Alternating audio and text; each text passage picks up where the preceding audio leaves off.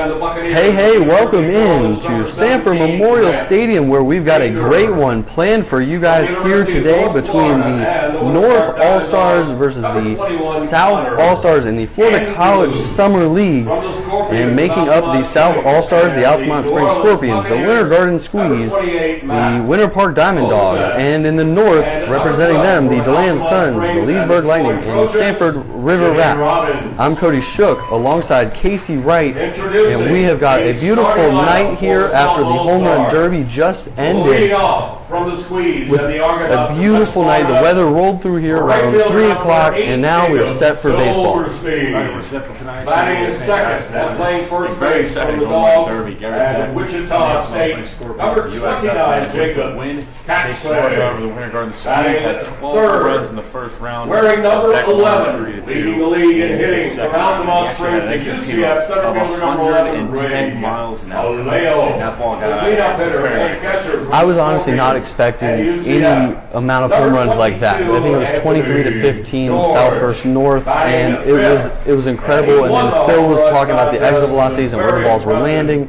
And I think the most impressive hit of the day in the Derby was Garrett Zech's home run that went to right center field. Right, that's the farthest part of the ballpark. We're actually very lucky that we have the luxury to from the Diamond Dogs at Reinhardt University, Daddy. It was the job overall, and I was down there. It was funny because a lot of these guys were just thinking, we're just going to hit one or two, maybe not hit any. And Chase Smart said he was going to hit two, and he had 12 in one round. So yeah, Chase, when we were talking about it beforehand, who we thought was going to win, I had my money on Richie Rivera for the River Rats, and we did not think Chase Smart was going to come up big the way he did. It was an absolutely incredible derby here at Sanford Memorial with the wind slightly blown out to left field. But trust me, folks, it did not help these hitters. They were all power. It was absolutely incredible. So we're just a few moments away from first pitch here as they are announcing all of the people that were voted onto the All-Star rosters for the South going first. We're going to just go recap the first half here. Tell me about Winter Park, how they've done, because you are the broadcast intern for Winter Park, so you know more than anybody. Well, it must be nice for both of us here at Sanford. We're sitting at the top of the standings right now, trying to catch up to the way that Sanford's had a red number 5 from the River Rats, from Georgia Winnett. Rodney Steady 500, and all of a sudden from the Cougars of Columbus State and the DeLand Suns, number 6, and we kept going back and forth 8 games. Hodges. And 15 and 8 right-handed pitcher from Troy, and the River Rats, number 9, CJ Carter. That we have the most right-hander from College, and the DeLand Suns, number 9, Matthew pitching Wright. has been superb. It's really from the Aggies of North Carolina A&T, and the Leesburg Lightning, number 12, Michael Johnson. Our whole staff should be out there. From the Gamecocks of South very Carolina, wearing number 12, he plays for the Rats. Trying to catch you guys. John Jones. Every time I talk to head coach Kevin Davidson of the Sanford River Rats, I'm like, what is it about Winter Park? Why can't we beat them? He says, we cannot match their pitching. It is incredible. And that is why we see these teams at the top of the standings. I'll run through it right here. Sanford coming in with a 19-8 record. Winter Park, 15-8 record.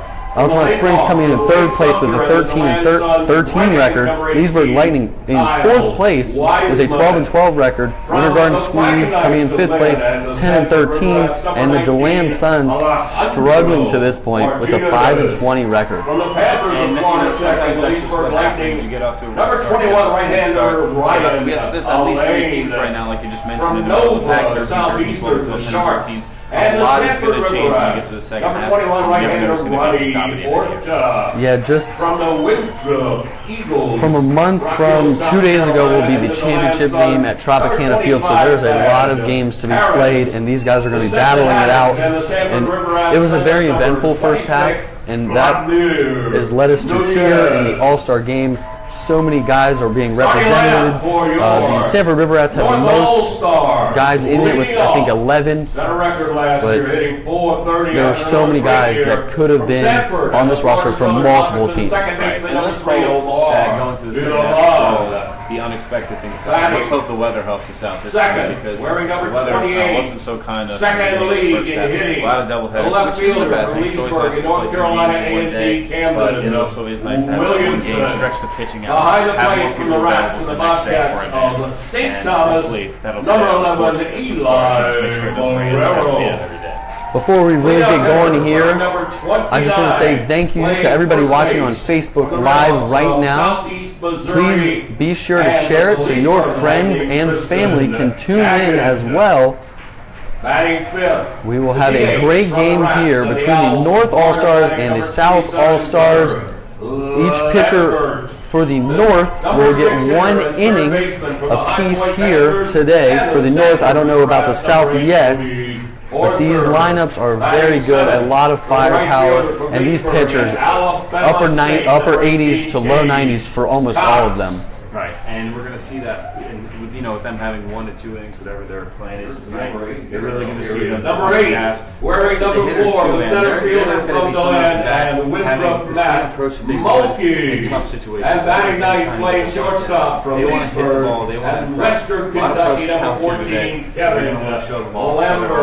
All about 4, the North All-Stars starting this game from North Carolina A&T, and the Leesburg Lightning, number 12, Michael Johnson, head coach of the North, the winningest coach in league history. It's always fun to see guys and see what they can do with their potential. From the land, Rick Hall, and from Leesburg. We thank all of the scouts that are here. The MLB scouts are at the All-Star game here, so that just shows the talent level that these guys have in the Florida College Summer League. I think we are setting up right here for the national anthem, so we'll stay on. We'll just stick with us. We're not going to break or anything. We are going to pause right here for the national anthem. And after that, All-Star game coverage. Their financial support throughout the 2017 season, and Central Florida McDonald's for sponsoring tonight's game. Sweeten your day at McDonald's. Try the new strawberry shortcake sundae or turtle brownie sundae, both with McDonald's new vanilla soft serve now with no artificial flavors, colors, or preservatives.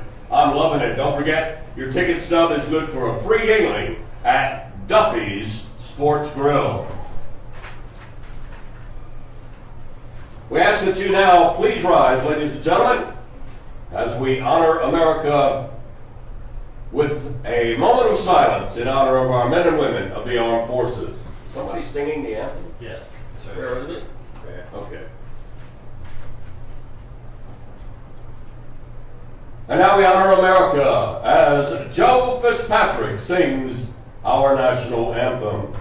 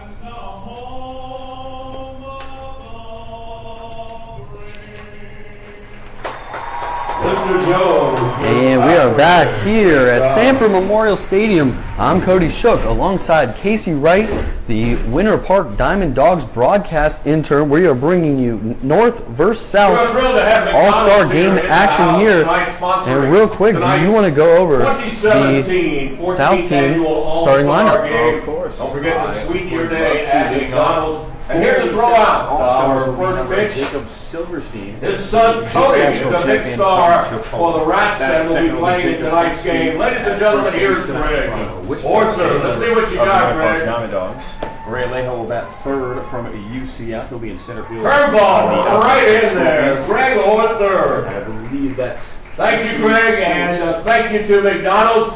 Father and son with a hug out there. Cody having a great year for the River Rats. Fourth, and Garrett Zeck, the winner of the Home Run Derby, will bat fifth. Danny Rodriguez from Reinhardt, also a member of the Winter Park Down. By the way, that's the world's #1 mascot. Drew Frederick from the River Rats. And that's seventh, Mark Felton from Abraham. That first pitch, by the way, was brought to you by our hometown premier remodeling company, Rycast Remodel and Restoration. Dan Stewart and the entire Rycast team are proud to support the Rats and the Florida Collegiate Summer League for all your kitchen, bath, and home remodeling needs. Rycast stands by their commitment to provide homeowners honesty, integrity, and excellence in everything they do. That is. Yeah, for sure. And on the mound for the South will be Jared Sennel. What more can we say about this man? 23 2/3 innings pitched, 2 earned runs, sporting a 2-1 record and a league best .76 ERA. Yeah, and that's just coming from a guy who is a St. Petersburg College guy out of JUCO, and his numbers show really well. And my favorite statistic North All-Stars will be the home team strikeouts to walks. And on the hill for North 21 strikeouts, Leesburg and North Carolina A&T. Record 1-1. That is super. His ERA is sparkling 1.29.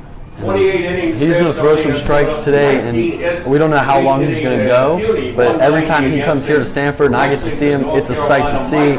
It's absolutely incredible. There's a lot of star power on these two lineups. I'll go over the North lineup after this half inning, but I will let you know that Michael Johnson is on the mound for the North All-Stars, and he is representing the Leesburg Lightning. And Johnson 1-1 this year so far with a 1.28 ERA, 12 strikeouts and 6 walks. He's given up 19 hits, but in 28 innings.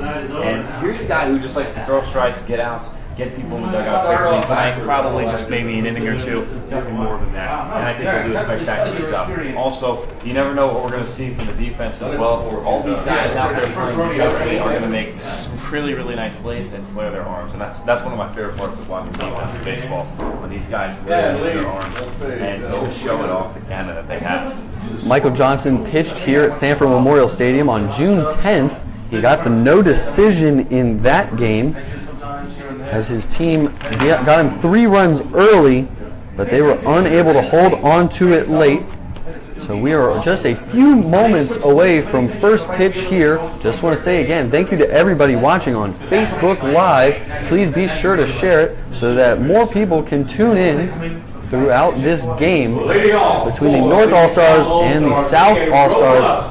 And starting us off here will be Jacob Silverstein, the starting right fielder. Winter Garden squeeze, number 8, Jacob Silverstein.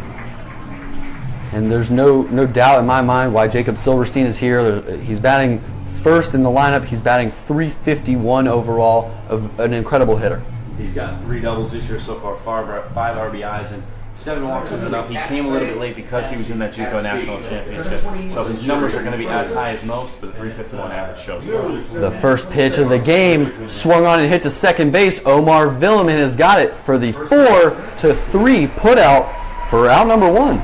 From the Lee's Shoppers, Wichita State and Winter Park Diamond Dog. He's from Lee's Summit, Missouri, hit the ball around. second in the league with a 4. And then you may look at it this way, whereas the later games, pitchers want to throw harder, and people are going to be swinging the bat harder.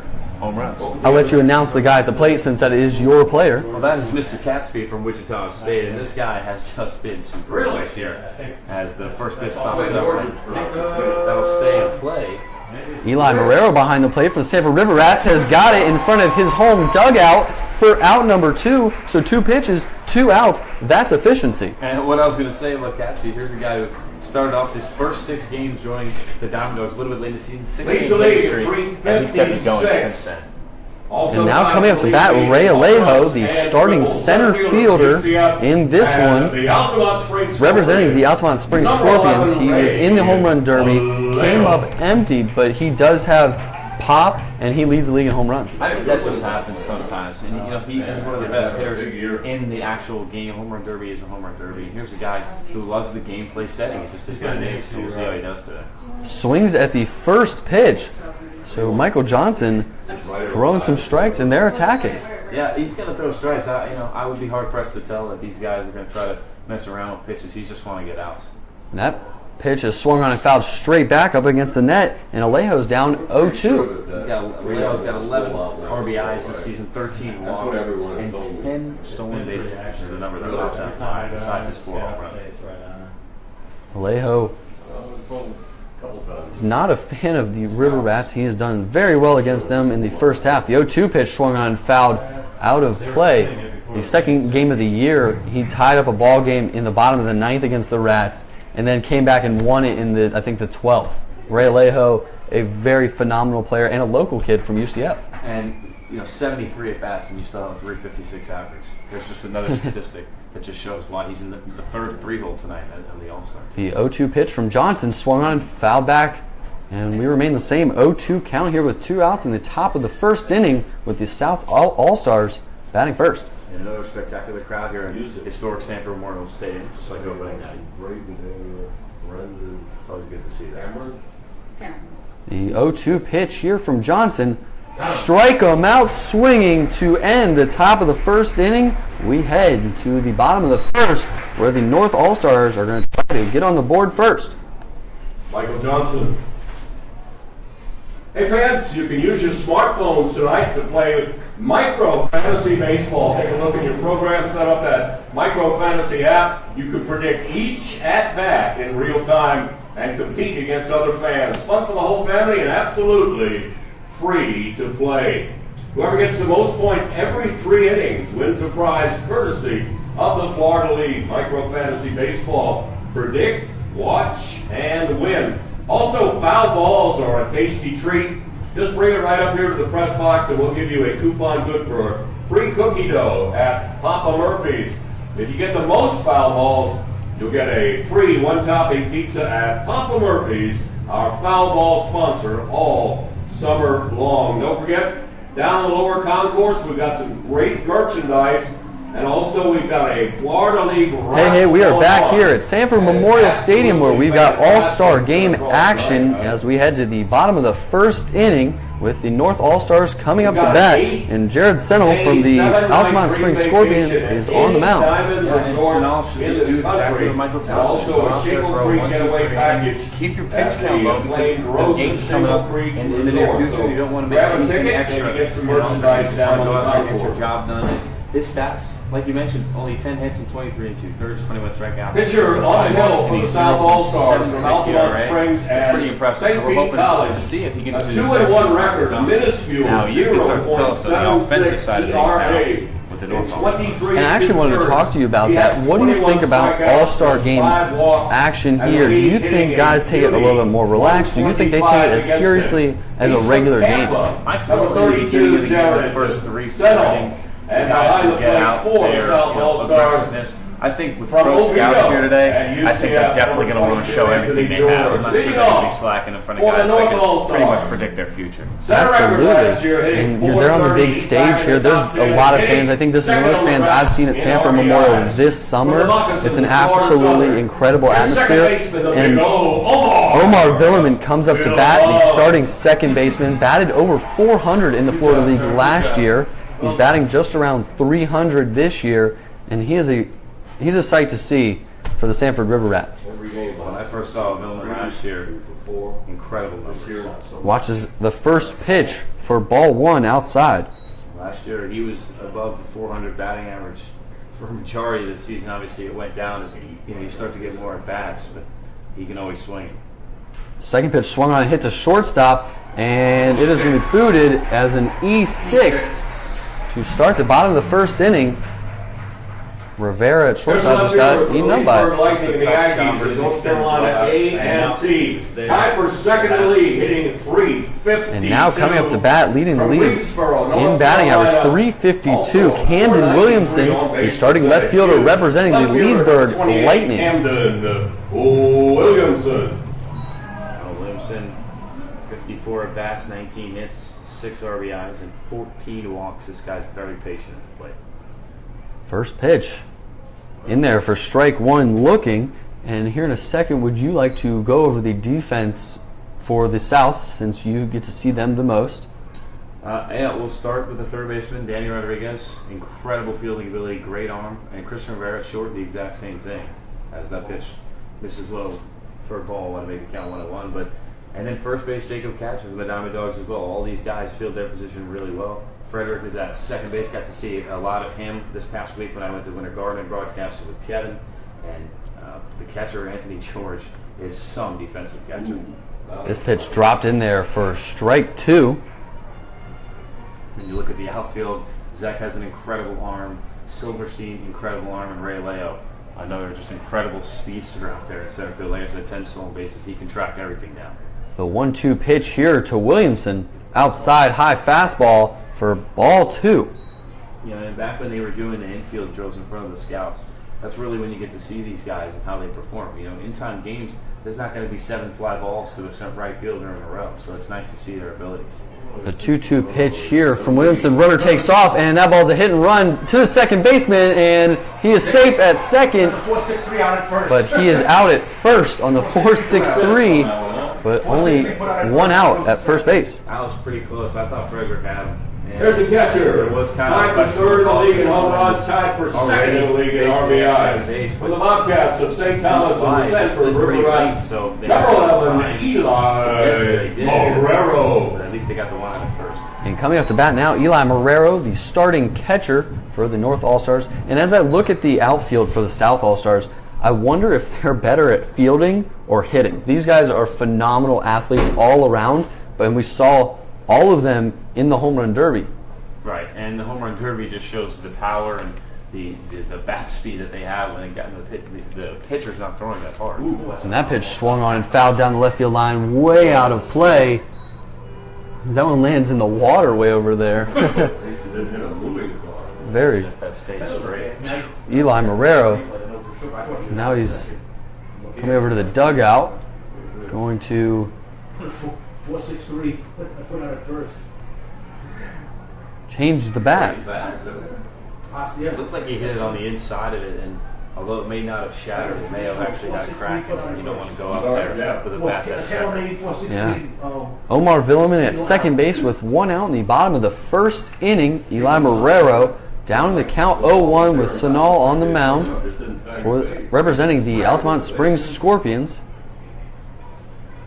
The 0-1 pitch swung on, hit into right center field, and it is going to drop, but they're going to leave Villeman at third, and now a throw to second, and that one's into center field, and one run's going to score, and we have a new score here at Sanford Memorial Stadium as the North All-Stars get on the board first. After the E2 throwing error into center field scores Omar Villeman. Leesburg Lightning out of southeast Missouri. Play. I don't blame George for trying to go second in the league in doubles. These guys have really strong arms. Even if he zipped it over, trying to get Herrera, who's trying to. Here's first baseman number 29 from Ramona, Oklahoma, Kristen. Something that you haven't gotten to witness here in Sanford. We have incredible ball games. They're electric, they're exciting, and we've had 6 walk-off winners.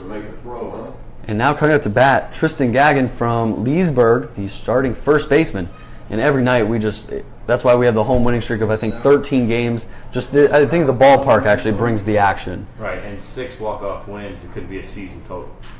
For sure, and this ball lined into left field, and it will be caught by Garrett Zeck on the slide for out number 2. Yeah, from Owego, and the Owls of Florida Atlantic representing the Sanford River Rats, stepping in hitting 346 with a 419 on-base percentage. Here's the DH. And now coming up to bat, Gunnar Lambert, the starting DH, a lefty batter here, going to try to bring in another run in the bottom of the first inning. And North All-Stars already lead 1-0. First pitch here, swung on and missed for strike 1. And Lambert, here's another guy who, day in and day out, just likes to see the baseball, hit the baseball where he wants to take it off the bat. And he's an aggressive guy. Like you said, swung in the first pitch there. And I think he's definitely going to try to put something through, just like his teammate of the River Rats, Morero.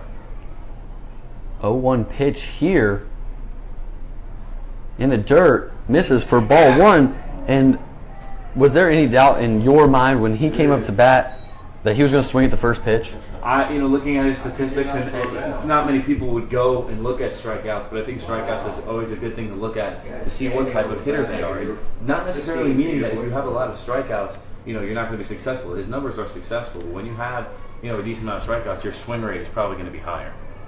And especially the way this game has already gone through the first 5 outs, almost every guy swung at the first pitch. Right, and he's got 22 hits this year, 3 doubles, a home run. And that just tells you that with the, he's got 18 strikeouts, which isn't that much, really isn't that much, but it's enough to tell you that this guy is definitely aggressive at the plate, and he wants to be at the ball, and he doesn't want to sit up there and try to take a walk, which I love personally. Absolutely. The 1-2 pitch here with 2 outs, runner on second base, misses outside high for ball 2. And across the board, strikeouts are up. MLB, college, high school, doesn't matter. Kids are starting to go for the long ball, and that means you're going to strike out more. Right, and I like seeing that. And also, I think they should make a stat for swinging strikeouts to looking, because, there probably is a stat like there somewhere, but I feel like there should be another category here that tells you that, because I feel like if guys have a lot of swinging strikeouts, they're probably a really good hitter. Absolutely. Good point there. Never really thought about it like that. As Gunnar Lambert fouled the last pitch off, and we have 2s on the board here. 2 balls, 2 strikes, 2 outs. Runner on second base. This pitch swung on and missed. Strike him out for out number 3. We head to the top of the second inning with the with the North All-Stars leading 1-0. All right, it's time to see if 2 young fans have what it takes to be an All-Star. It's a Dress Like an All-Star contest. Here's Matt. Yes, thank you. Here you go. Get the name. What's your name? Riley. Are you muting right now?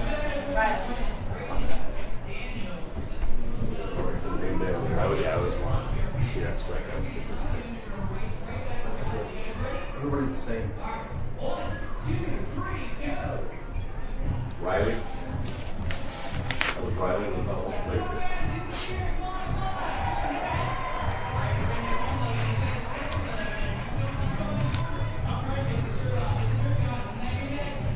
Who's the pitcher?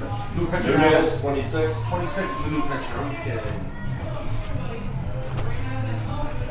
Vladimir Nunez. Vladimir Nunez is the new pitcher.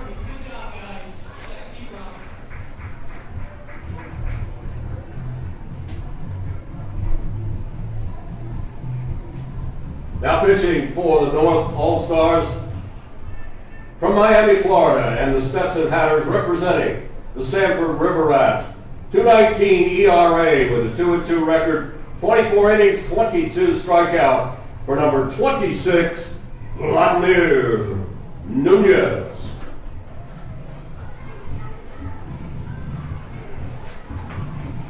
Hey, we are back here at Sanford Memorial Stadium where we have a new pitcher heading into the top of the second inning. We knew this was going to happen, especially for the North All-Stars, maybe even for the South. Vladimir Nunez, representing the Sanford River Rats, is now on the mound. Vladimir Nunez, great prizes for the season. that month. You can get a shot at winning those. All proceeds support the Florida League of 501c3 nonprofit organization. You have seen him. Actually, I don't think you've seen him that much. I've seen him a lot in Winter Park. He's actually pitched, I believe, the majority of his starts, if not 2 of the 3, at Bishop Moore High School. And here's a guy, another guy that throws strikes, gets outs quickly, likes to work fast. Leading off the top of the second, here's the catcher That's my from thing. Altamont Springs, hitting .333, Anthony strike, ball, strike, George. and does the process. Now, I've seen times where he's flared up, but if he does, it's very, very minimal, I guess you could put it. And I was going to say that I was so jealous of who's gotten to see Vladimir Nunez. I've only seen him one time. First pitch swung on by Anthony George here, the starting catcher representing the Altamont Springs Scorpions. I've only got to see Nunez one time, and he lit it up the last time he pitched here at Sanford Memorial. That first pitch, 88 on the inner part of the paint. That's a tough pitch to hit. A 1 swung on and fouled straight back, 89 miles per hour there. And he's really trying to establish that inner corner, and when you got a guy who he definitely has tail on his fastball, and tail at 89 miles an hour, especially with the level we're at. right there right now, that's tough. George is in the 0-2 hole here, and here is the pitch. Outside corner, misses just outside, ball one. And I'm going to throw just a piece of nugget here. I was told that the radar gun is actually 4 miles per hour too slow. Really? Consistently 4 miles per hour too slow. The 1-2 pitch here from Nunez, swung on a hit to left field. This ball is gone over the fence. The 1-2 pitch taken deep for the solo home run. We'll see. We talked about the 2 inside pitches, and he throws 2 pitches on the inside, Cody, and then what happens? He kind of misses a little bit middle, and Anthony George took advantage of it. So we have a new score here at Sanford Memorial Stadium as the South All-Stars get on the board and tie it up 1-1. Earlier from the Scorpions. Oh man, Anthony George with the early fireworks here in the All-Star game. The 1-2 pitch taken deep to left field. It's a great piece of hitting. He noticed that he's trying to go in and then he went out on the 3rd pitch and then just too much of the plate on the last one. And now batting, Garrett Zeck swung on and fouled down the 3rd base line for strike 1. Well, there's the home run derby winner. We'll see what he can do here in the game. This man has power. He definitely had the long ball, whatever they were tracking in the game. He had balls 380, probably 395 as well, and possibly definitely over 400. A 1 pitch here swung on and missed for strike 2. Zach had 7 home runs in the first round of the Derby and then 3 in the final round to win it. Put on an absolute show and hit some lasers and hit some absolute towering shots. The 0-2 pitch here. This ball's hit into center field where Mulkey has got it for out number 1. Brady and his whole crew were picking up I want to see him ball. get on base at least once tonight because as impressive as his power is and his hitting ability may be, his speed Third baseman is almost from even more impressive. Reinhardt. And the Winter And Park. now coming up to bat, the Winter Park Diamond Dog, Danny Rodriguez, the starting 3rd baseman. Yeah, Danny Rodriguez, I guess we could say on the topic of speed, he's definitely the fastest on the team for the Diamond Dogs. He leads the Diamond Dogs with 12 stolen bases. And he's just a hit for average guy. Loves getting on base and coming around to score. And when you get a guy like him who steals a lot of bases and moves around, they love to put him in. He's moved around in the lineup as well. He's been in the 7-hole, 5-hole, 3-hole, and he actually led off a few games as well. But just a guy that you definitely want in your lineup to get on base and hit for average. He swung at the first pitch, fouled it straight back. So he is in the 0-1 hole here with 1 out. Vladimir Nunez on the mound. A Sanford River Rat against Winter Park Diamond Dog takes this pitch into right field as Cage Cox camps under it for out number 2. Nice piece of pitching he learned from Troy University and the Winter Guardians squeeze out of Niceville. Top 10 in the league in hitting, 2nd on the squeeze. And now coming up to bat, Drew Frederick, the starting 2nd baseman from Winter Garden, representing the squeeze here for the South All-Stars in the top of the 2nd inning. 12 RBIs this season, so he likes to knock people in. Takes that one, a rare take on the first pitch of the at-bat there for ball 1. He's one of those guys that are up there in at-bats, so he's played the majority of the games for the squeeze, 74 at-bats. 1-0 pitch swung on and hit to third base. Cody Orther's got it. 5, long throw, and it's going to be an E5 as Frederick heads to second base as that one gets past the first baseman. And Cody Orther commits the throwing error there. Not sure if he just had a tough grip on it. Maybe he was a little wet off the grass. I would assume the grass isn't fully dry yet. It did rain a little bit here earlier. From Abraham Like he just had a tough grip on it. Diamond Dogs hitting 313. He's out of bounds. He had plenty of time, and maybe he tried to put too much air on it, maybe just not line drive, throw it over there. But nonetheless, runner on second base now with Mark Felton, the DH, participated in the home run derby. Yeah, and Mark Felton, this guy loves to hit baseballs in the gap, especially opposite field. If you're watching him in the home run derby, where he hit the first ball right center. So, backside guy, he has tremendous power when he uses it. And I think he would much rather take the home run here than one home run in the derby any day. Absolutely. First pitch here from Nunez, swung on and missed for strike 1. Felton's also a fantastic defensive catcher. He's in the DH role tonight, but he's thrown tons and tons of people out. Beautiful 78-degree night here with a slight breeze towards left center field. 0-1 pitch, runner on second base here in the top of the second inning. In the dirt, Eli Marrero scoops that one as it misses for ball one. And it's always impressive to me to see how a night like tonight where people, thought the weather would be an issue, it just goes away when you don't worry about it. And tons and tons of fans here tonight. It is just great to see that. And the crowd was going nuts with that home run. It was a shot right off the bat. 1-1 pitch here from Nunez. Leg lifts and deals. The fastball hit straight backwards for strike number 2. And you'd think it's necessarily Sanford fans here tonight, and I see a little bit of everything. I see tons of Leesburg. Tons of Leesburg. Credit for them to make that hour and 15-minute drive. That's good. Yeah, you can pick out the yellow in the stands here. 1-2 count here with 2 outs on Mark Felton. Runner on second base.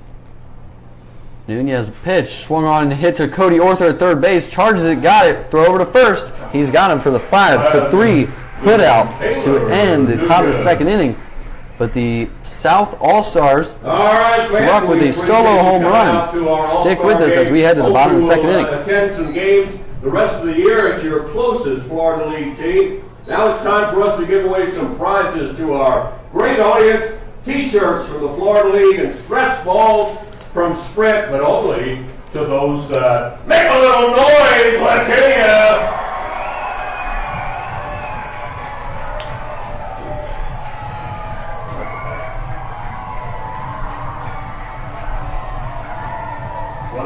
Pitching? Should be, yeah. And Hunter Andrews. yeah. Let's see if any defensive changes. Looks like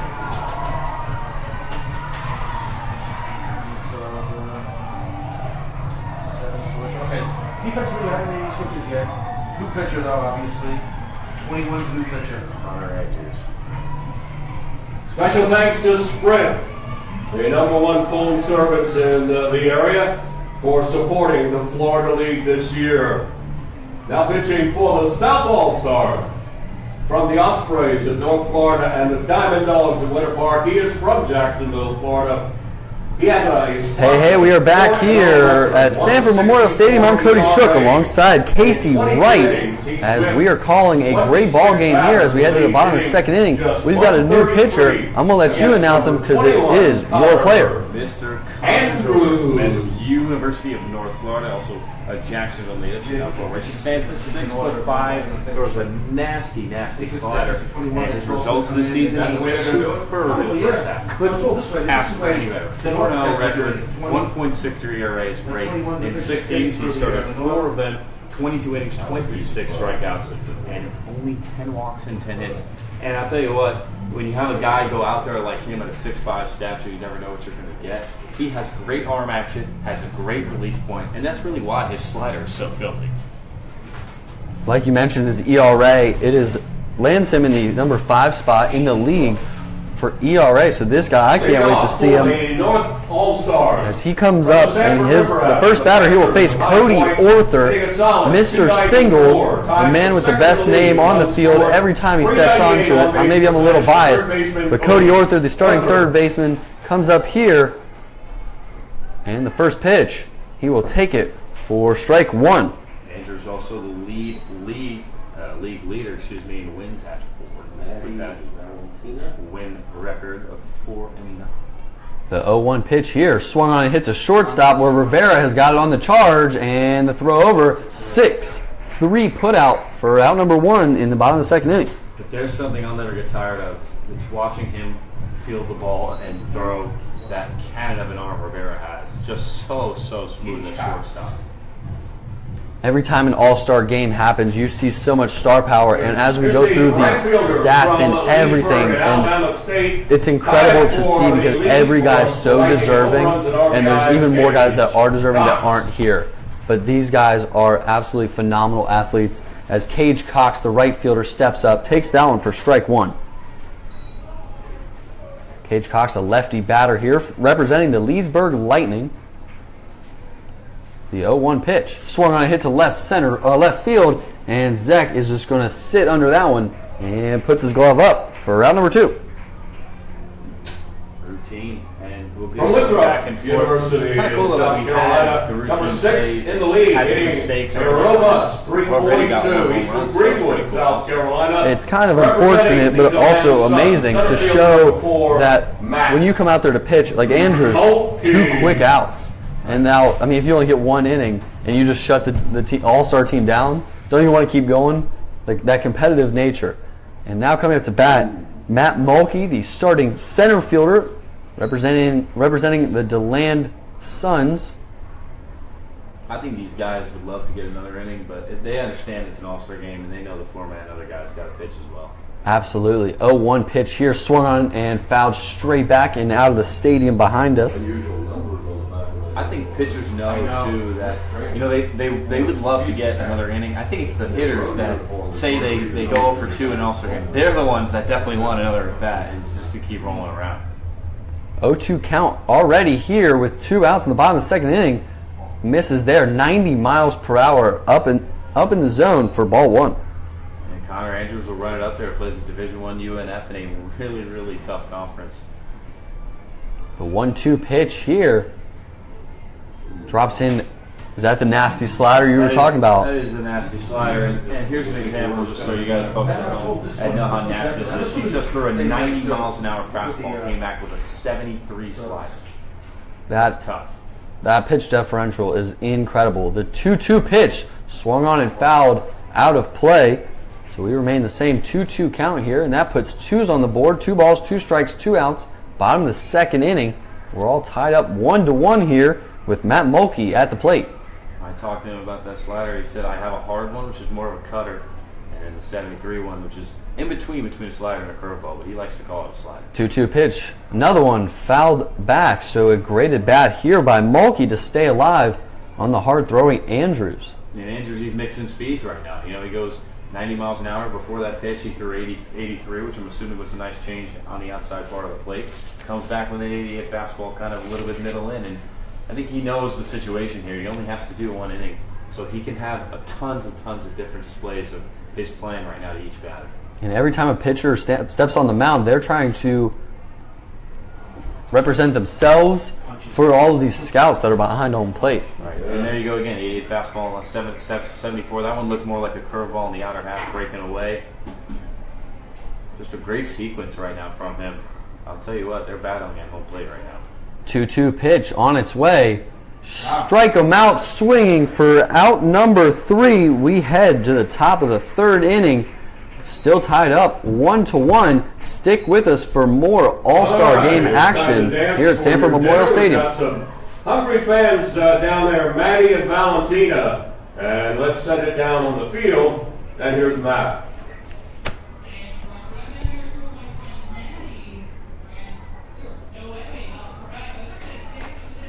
Looks like 21 is going to pitch. Yep. We got a mascot race tonight? Oh, we do. Fielders will say 21's new pitcher.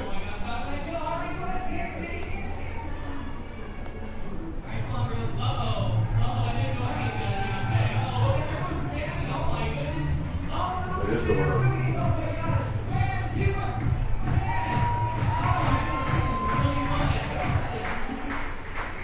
Ronnie Orca. Yeah.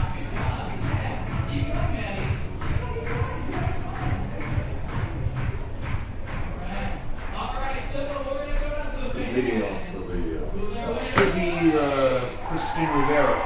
Number 7. The bottom one. Number 9 and 11.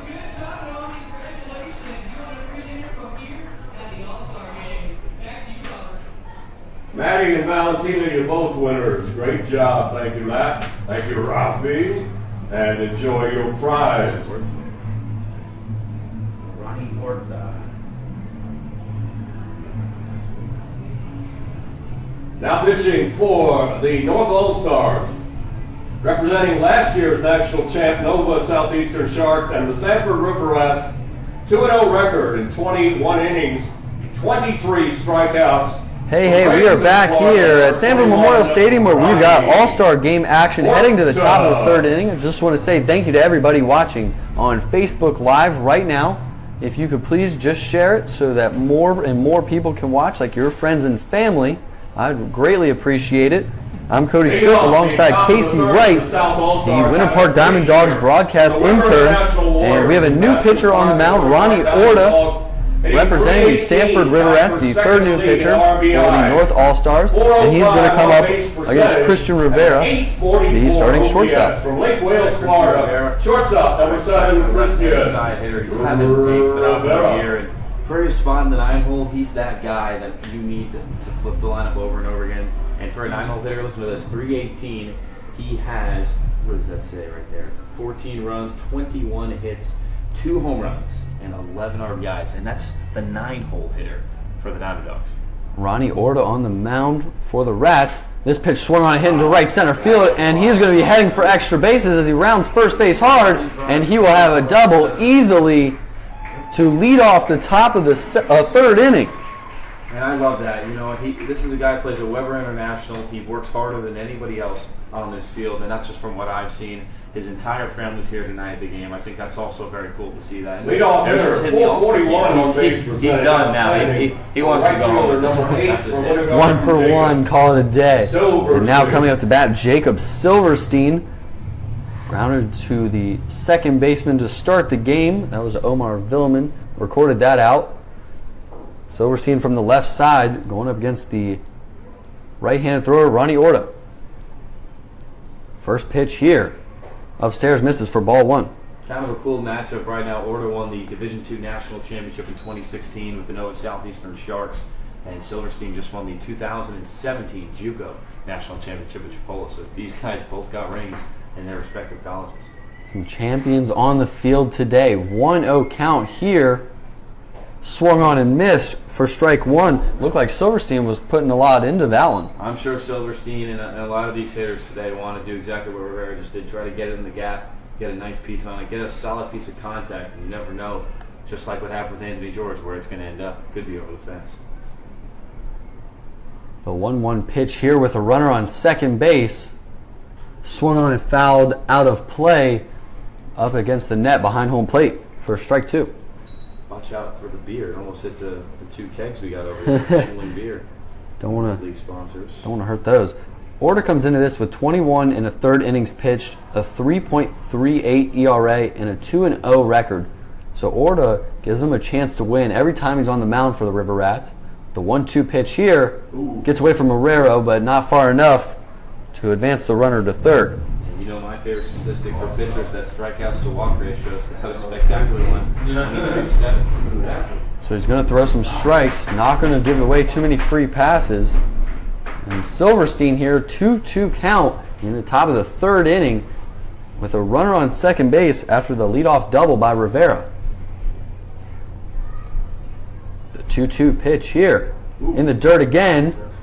That will be ball 3 to Silverstein. Whereas using his whole arsenal right now of pitches, he's not giving any back-to-back similar pitches right now. He's going with the fastball, curveball, slider, change. He's using all of it right now.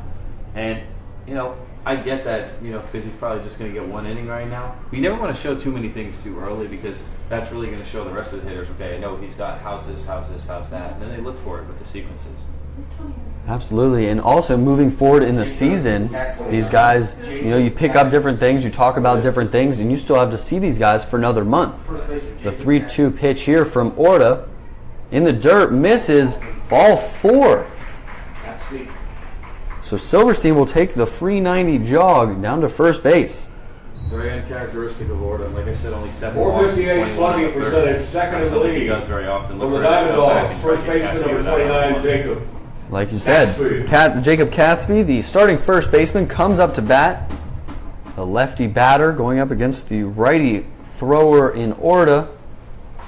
Orta struggling here, doesn't struggle too often as he brings it upper 80s, low 90s on a consistent basis. First pitch here, swung on and missed, strike 1. Catsby, one of the smoothest swings I've seen. 4 home runs this year, just tied the lead for home runs in the league with Alejo and Sadler Goodwin. And the guy just loves to play baseball. This is the guy who plays in Wichita State and Kansas. He's from Kansas.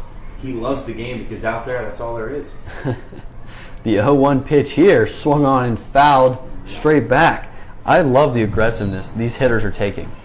They know that they might be taken out at any point. While you're in the All-Star game with all these people watching you, might as well take some hacks. And I know it's not necessarily the best advice, and this is coming from a guy who's a pitcher in college now, but I think you always try to hit home runs, especially in games like this. The 0-2 pitch, swung on. This one's going to left field, and Kevin Lambert's going to lay out for it behind shortstop and unable to make the grab. So that is a base hit, single over the shortstop's head. Little cat's feet just sneaking one in over there behind third base. A guy that is primarily a pull hitter, and that out of nowhere, just a little bloop gets a hit. I think he may want another at bat. And now coming up to bat, Ray Alejo struck out in his first at bat back in the first inning. The starting center fielder today, the Altamont Springs Scorpions representative here. And now, at what point do you take this Orta out because you know you have a guy warming up? I'm not sure that they will. I think they want to see him get out of this, especially with no outs. First pitch in the dirt, misses for ball one. And going into the game, you have a certain amount of pitchers, right? And they never would plan for something like this. Now, you can bring a guy in early and maybe get, the last 2-3 outs, and then you probably send him back out there. He's the lucky one to get a 6-out, term in the All-Star game. But bases are loaded, could get a ground ball double play right now, and things could change. Absolutely. Good point there. 1-0 pitch from Orta. Misses upstairs with the 88-mile-per-hour fastball for ball two. And head coach Kevin Davidson is going to go out and talk to his pitcher. And it's funny because these are just all three River Rats going in on the mound with Eli Marrero, the catcher, walking out there with them. Yeah, it must be nice that Cody out there, your coach, you're familiar. This is your home territory. And we're just these guys have been working together all season, so it's always got to be comforting, especially to have your coach here. Orta faces a jam here. 2 balls, no strikes, bases loaded in the top of the third inning in this All-Star game matchup between the North All-Stars and the South All-Stars. Brought to you by the Central Florida McDonald's. Thank you to them, as we've got a great game going here. The 2-0 pitch from Ronnie Orta. Swing and a miss, strike one. Great stop by Marrero. That ball gets by a huge backstop here at historic Sanford Memorial Stadium. And Rivera has speed too. He's got 7 stolen bases this year. So if anything gets by Marrero, that could be run number 2. That was a pretty bold move there. 2-0, go with the slider low and away. Yeah, sometimes you got to work backwards and forwards in baseball. PC pitchers, I always think it's funny to see pitchers throw a hanging curveball for strike one. That always gets me. 2-1 pitch. Swung on and missed, strike 2. And that you mentioned that, I pitch up at school also. And that's my thing. I throw in that curveball, right. 0-0, 1-0, 2-0, because it fools the hitters. Right, and then they don't know to expect because you went backwards with the sequence. They don't know you could be coming with another one, could be in a different part of the strike zone, or you come with a fastball and they were sitting another curveball, so it's hard to read it. 2-2 pitch here, swung on and missed, strike him out for out number 1, and Ray Alejo goes down for the second time via the strikeout. I don't know how you are. Catcher from if you got a pitch that's Scorpions throw, say 2 sliders, and it works. Double deuce, number 22. Why go to another pitch? Why go to a pitch where he now is confident in the same thing? I can't hit that pitch, but maybe I can hit a different one. Throw it again, and that's what he did. Ronnie Orta going to try to battle back here with bases loaded, 1 out, and Anthony George, the man responsible for the solo home run back in the second inning, takes strike number 1. On the outside part of the plate. Ball's crushed. Yep, to left field back in the second inning. Wish we could do a flashback for everybody watching. The 0-1 pitch here. Swung on and fouled out of play down the right field line for strike 2. We'll just go to another Facebook Live and put it in front of the actual Facebook Live and then rewind it. Absolutely. Anthony George, when he hit that monster shot to left field, it was a 1-2 count. He's down in the count 0-2 here, and you wonder, does he have the same mindset with bases loaded? Well, I'm sure he's been able to work the count and get the count back to 2-2, 3-2. You have a better shot because the pitcher's going to have to throw a strike. 0-2 pitch here from Orta outside, misses for ball 1. Not a bad 0-2 pitch. You always want something that's off the plate. You don't want to give it too good to a hitter because he's going to be very, very defensive. But not probably where Orta actually wanted the fastball to end up. And the crazy thing about All-Star games, it's not like you can pitch around him to get to the next guy. Garrett Zek, a home run derby champion, is up next. The 1-2 pitch swung on, and this ball's to second base. Omar Villeman going to catch the pop fly, infield fly for out number 2. And just like that, you're worried about him saying, should we get a guy going up now, or should we get a guy high, bring him in? Just like that, 2 outs, and nobody's moving around the bases.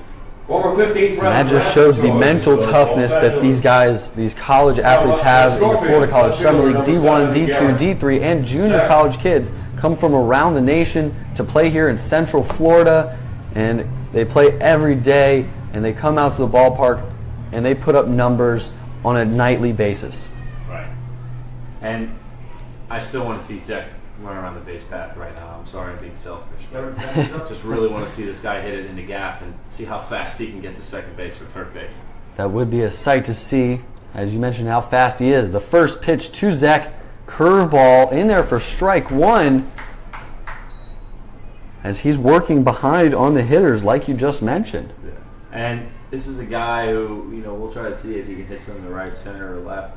But his power is to left center, which is pretty impressive for him to hit over that 385 sign. And look at the respect they've got for him in left field. The 0-1 pitch swung on and missed up in the zone for strike 2.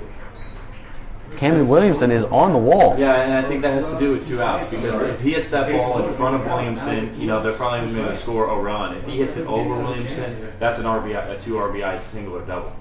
So they were going to play him back, especially with 2 down. The 0-2 count here with 2 outs, bases loaded. Wow. Strike him out, swinging Ronnie Orta battles back with bases loaded to get 3 straight outs without giving up a run. Here in the All-Star game, we head to the bottom of the 3rd inning, still tied 1-1. Stick with us, we've got a good one going here at Sanford Memorial Stadium. Lake Mary, a great place to go for food and drink. The Financial Wizards, CPAs Howard, and Hodges. 1EW Fitness, easy and convenient, Orlando Sanford International Airport, and America's oldest brewery, Yingling Beer. Hey fans, hope you're feeling lucky tonight. We're lucky to have you in the house. We have got a raffle going on. You can get a ticket for $1, but hey, get the arm's length for $5 or a full wingspan for $10. Special deal also tonight for $20. You get that wingspan plus 2 league raffle tickets. Those are normally $10 each.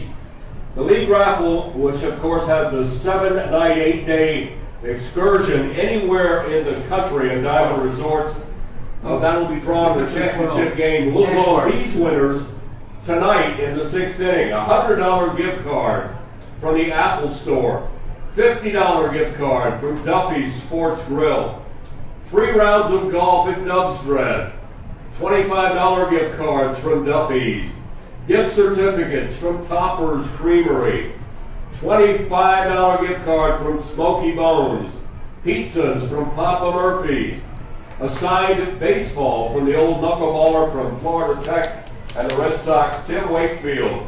So grab yourself raffle tickets, get that arm's length for $5 to the full wingspan for $10. You can get the full wingspan and 2. And we are back here at Sanford Memorial Stadium. I'm Cody Shook alongside Casey Wright. We're calling All-Star game action as we head to the bottom of the 3rd inning. And we have a new pitcher on the mound, as we will probably see that moving forward every half inning. A new pitcher, as 9 were voted on to be in the game, and there are 9 innings, so it makes sense. Ryan Ashworth, representing the Winter Garden Squeeze, is on the mound. And I got the chance to broadcast Ashworth in the 2016 season. 23 innings, 19 strikeouts, and a really good pitcher from Pfizer College out of Ocoee. Number 12, Ryan is Ryan. 5'9", but he doesn't have that much velocity, but he is so effective at hitting his spots, throwing strikes, and leading throwing the ball off side to side, the North up and down. All-Star His stats last year, he was 2-2 from last year. Leesburg and the Hilltoppers of 4.57 Western ERA, which is Kentucky, not East bad from because Tampa, Florida. 40 innings pitched, 328 batting average in the top 10 of the league. Number.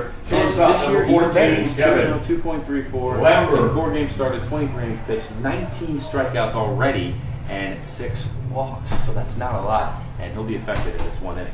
Ashworth can certainly bring it, and he brings it there with the 69-mile-per-hour curveball for strike 1 to freeze Kevin Lambert. The Leesburg Lightning shortstop comes back with the second curveball in a row for strike 2, and he's working fast. If the pitch works, throw it, and if you're feeling it, keep it going. 0-2 pitch, fastball up in the zone, misses for ball 1. You know what? When you got a guy who throws strikes, it doesn't matter how hard you throw. Absolutely. 1-2 pitch. Outside misses for ball 2.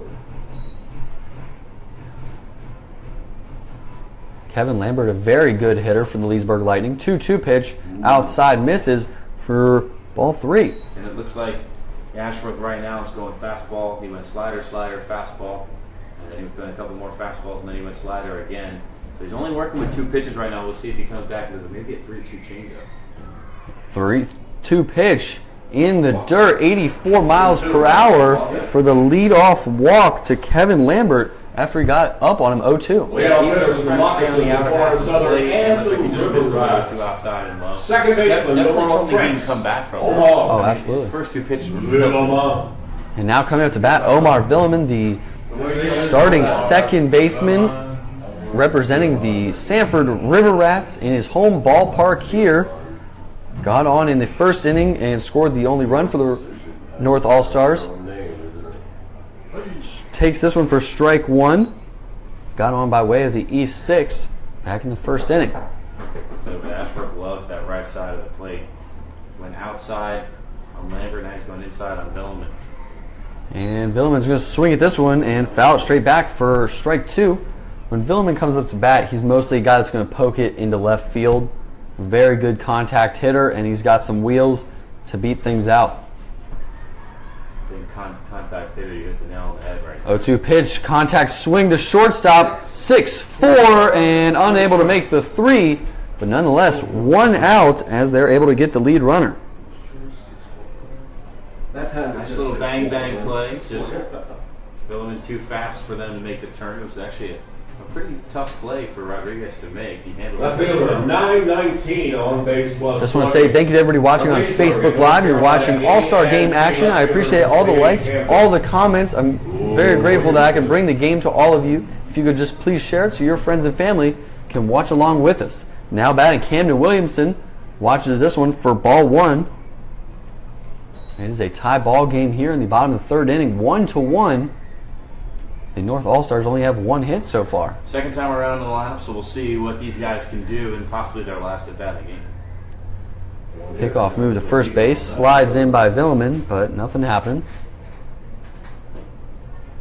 Camden Williamson grounded to the second baseman in his last at bat. The 1-0 pitch swung on. This ball is hit down the right field line, and that's going to be extra bases probably for Camden Williamson, as he will actually hold up at first base, but Omar Villeman heads to third base. So a single down the right field line advances Omar Villeman to third base. Yeah, for that first glance, you probably thought the ball was going to keep going down the line. The grass heated up, so they didn't take a long time. Villeman was definitely getting to third no matter what. But being on the right side of the field, it's really tough for Williamson to get to second base, especially because the ball just doesn't keep going. It just absolutely died there. Eli Marrero now comes up to bat. He had the only hit to that point where Camden Williamson just got the second hit of the ball game. Eli Marrero had a single up the middle in his first at bat in the first inning. Eli Marrero, the starting catcher, representing the Sanford River Rats, going up against Ryan Ashworth on the mound. First pitch, outside corner, strike 1.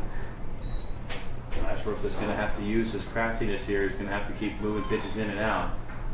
Batters have seen a lot of what he's been to offer. A 1 pitch, outside misses for ball 1. Runners on first and third base with 1 out, bottom of the 3rd inning. Tie ball game 1-1. Best scenario for him right now is a ground ball in the middle infield. Absolutely. Camden Williamson takes off for second base, drops in the curveball for strike 2, but Camden Williamson has got the stolen base. Well, he's going to have to find a way. Yeah, unable to get the ground ball double play here with runners on second and third, 1 out, but he does have Eli Marrero in a 1-2 hole. The pitch on the way, swung on and fouled as it hit off of him in the box. Oh, wow, really? Yeah. Well, Ashworth has got Marrero where he wants it, so he can work with a 1-2 count. Doesn't want to. I mean, at this point, especially with one out of second and third, you don't want to fall into 2 because then that's going to leave a little bit more pressure on you to throw a strike.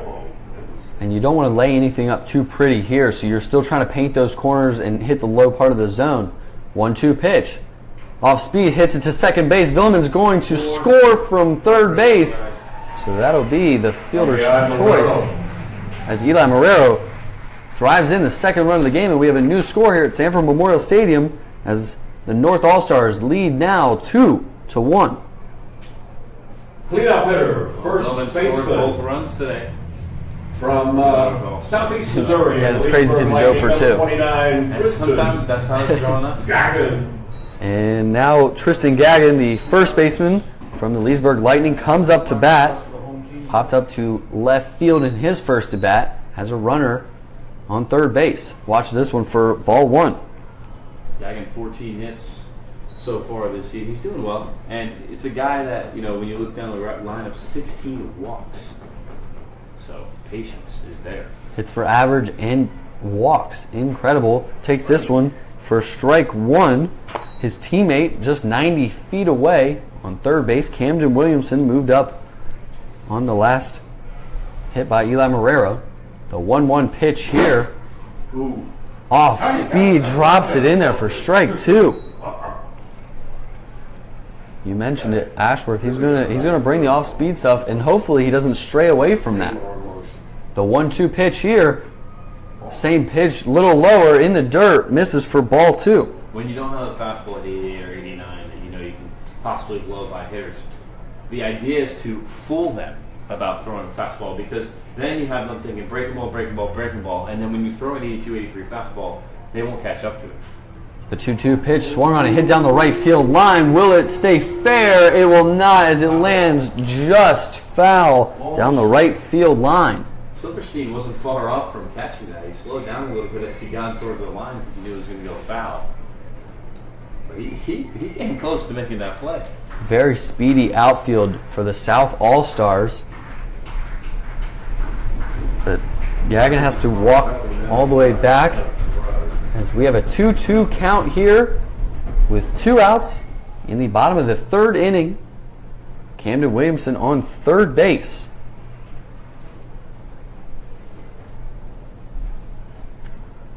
Ashworth started his pitching day working very quickly. The 2-2 pitch misses in the dirt. Ball 3. And now we have a full count on Tristan Gagin, the cleanup hitter. It was a good stop by Anthony George, catch behind the dish for the South team, trying to hold that run at third base. Keep this game close right now. 3-1 still close, but 2-1's better for them, especially in an all-star game where runs are very limited. The 3-2 pitch in the dirt misses, ball 4.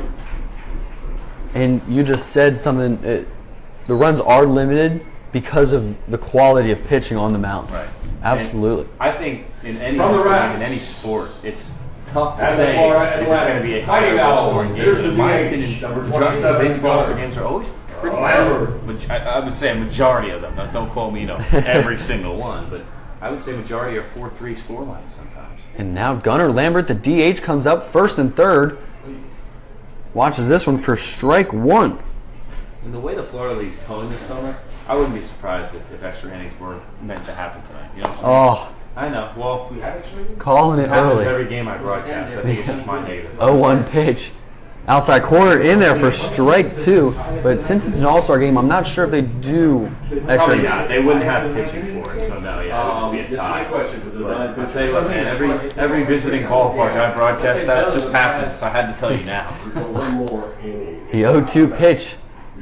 Strike him out, looking outside corner for out number 3. We head to the top of the 4th inning with the North All-Stars leading 2-1. You know it, you love it. You cannot live without the chicken shop. Here's Brendan and Cameron, and we send it down to Matt.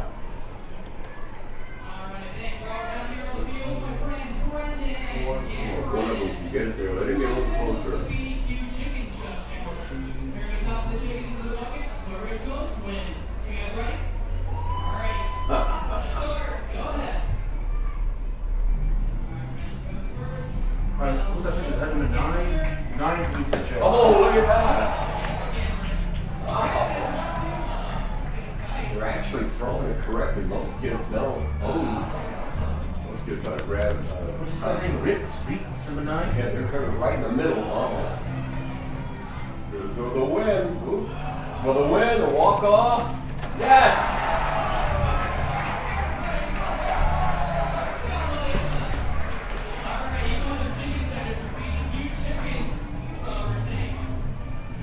And walk-off chicken chuck winner, the little left-hander. Good job, Brendan and Cameron. Enjoy your PDQ chicken. Great sponsor. Hey, we are back here at Sanford Memorial Stadium. I'm Cody Shook alongside Casey Wright. We've got a good one going here so far between the North All-Stars and the South All-Stars. As we head to the top of the 4th inning, we have a new pitcher on the mound. Matthew Wright. Now pitching for the North All-Stars. 4 ERA in 5 With a games. 1-1 record, 249 ERA from the Scots of Covenant Collegiate, the Land Suns. Very right-hander number 9, Matthew. He's been really good in those decisions, including probably his best game so far, which was 6 innings with 4 strikeouts. So I really like his numbers, and I like to see what he'll do. And this is a guy who's predominantly a starter, so there's another interesting factor to the game. We'll see how he does it coming into the league session. As you just mentioned that, Wright is a very good pitcher, and you just said his best game, and I'm pretty sure that was against the Sanford River Rats on June 30th, just a few days ago, and I got to see him pitch here, and it was absolutely phenomenal. So maybe Rodriguez. Leading off. And now coming up to bat, a Winter Park Diamond Dog, Danny Rodriguez. Number 19 from the Dogs. Like you mentioned, Danny Rodriguez. he does have pop in his bat as far as power is concerned, and he loves to get on base, because when I talked to him in opening day, he said, I just love that feel when he feels in control out there because of his speed, and he's a very confident hitter too, which is also a good thing to hear. First pitch swung on and fouled off of his leg. That's gotta hurt. That traveled a long way off his leg, almost a shortstop. 30th car, is that what you're asking? So now it's an 0-1 count on Rodriguez here in the top of the 4th inning as the North All-Stars lead 2-1. Just want to say thank you to everybody watching on Facebook Live. If you could please just share it so we can get those views up. By the end of the night, I want to see that number in the 2,000s. Let's get it there. Help us out. Thank you guys all so much for tuning in to Florida College Summer League action. Yes. I have a question. Yes. They have a special for $20. You get 2 tickets for the tour. 0-1 wingspan. count here. Legless and deals, and this one's floated into right center field, and it will drop for the leadoff single to start the 4th inning. Are you ready to see some stolen bases? Because I am. I'm ready, and you know, I'm actually accustomed to the stolen bases. I'm going to assume a lot more than you because of Sanford's numbers.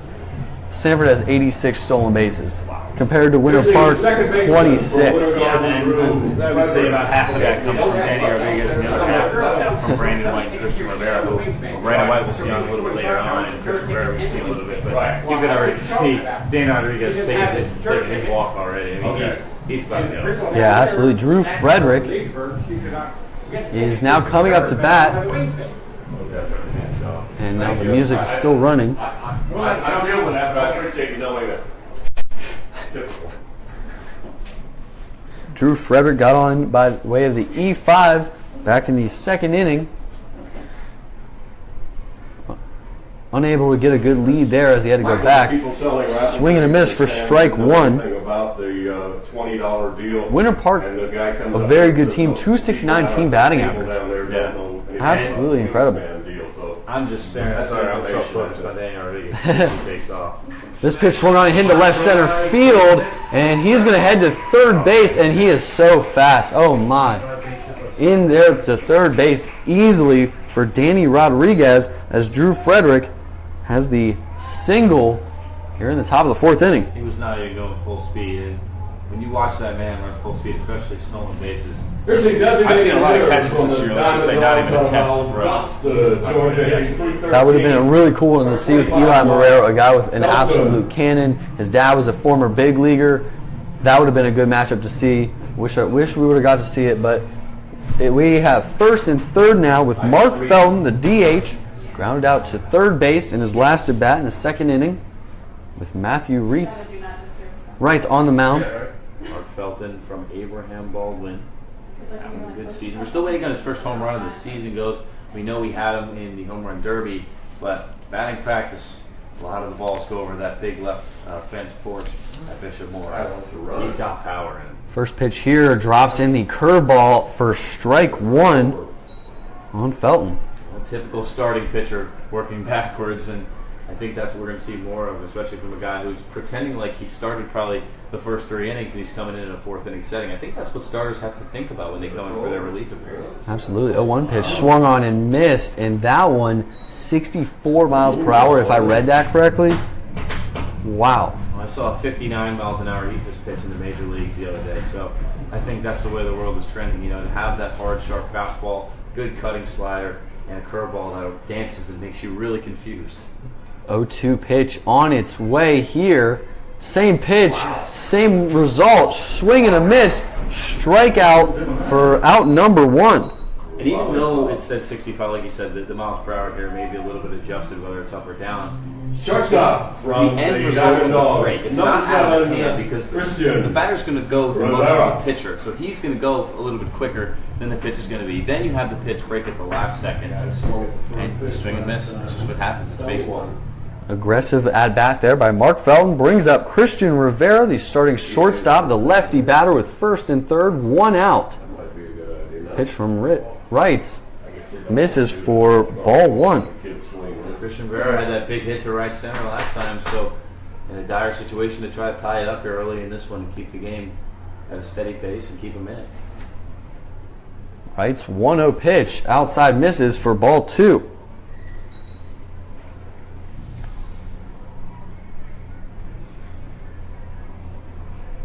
It has been an eventful game this point. We've seen a lot of different pitching.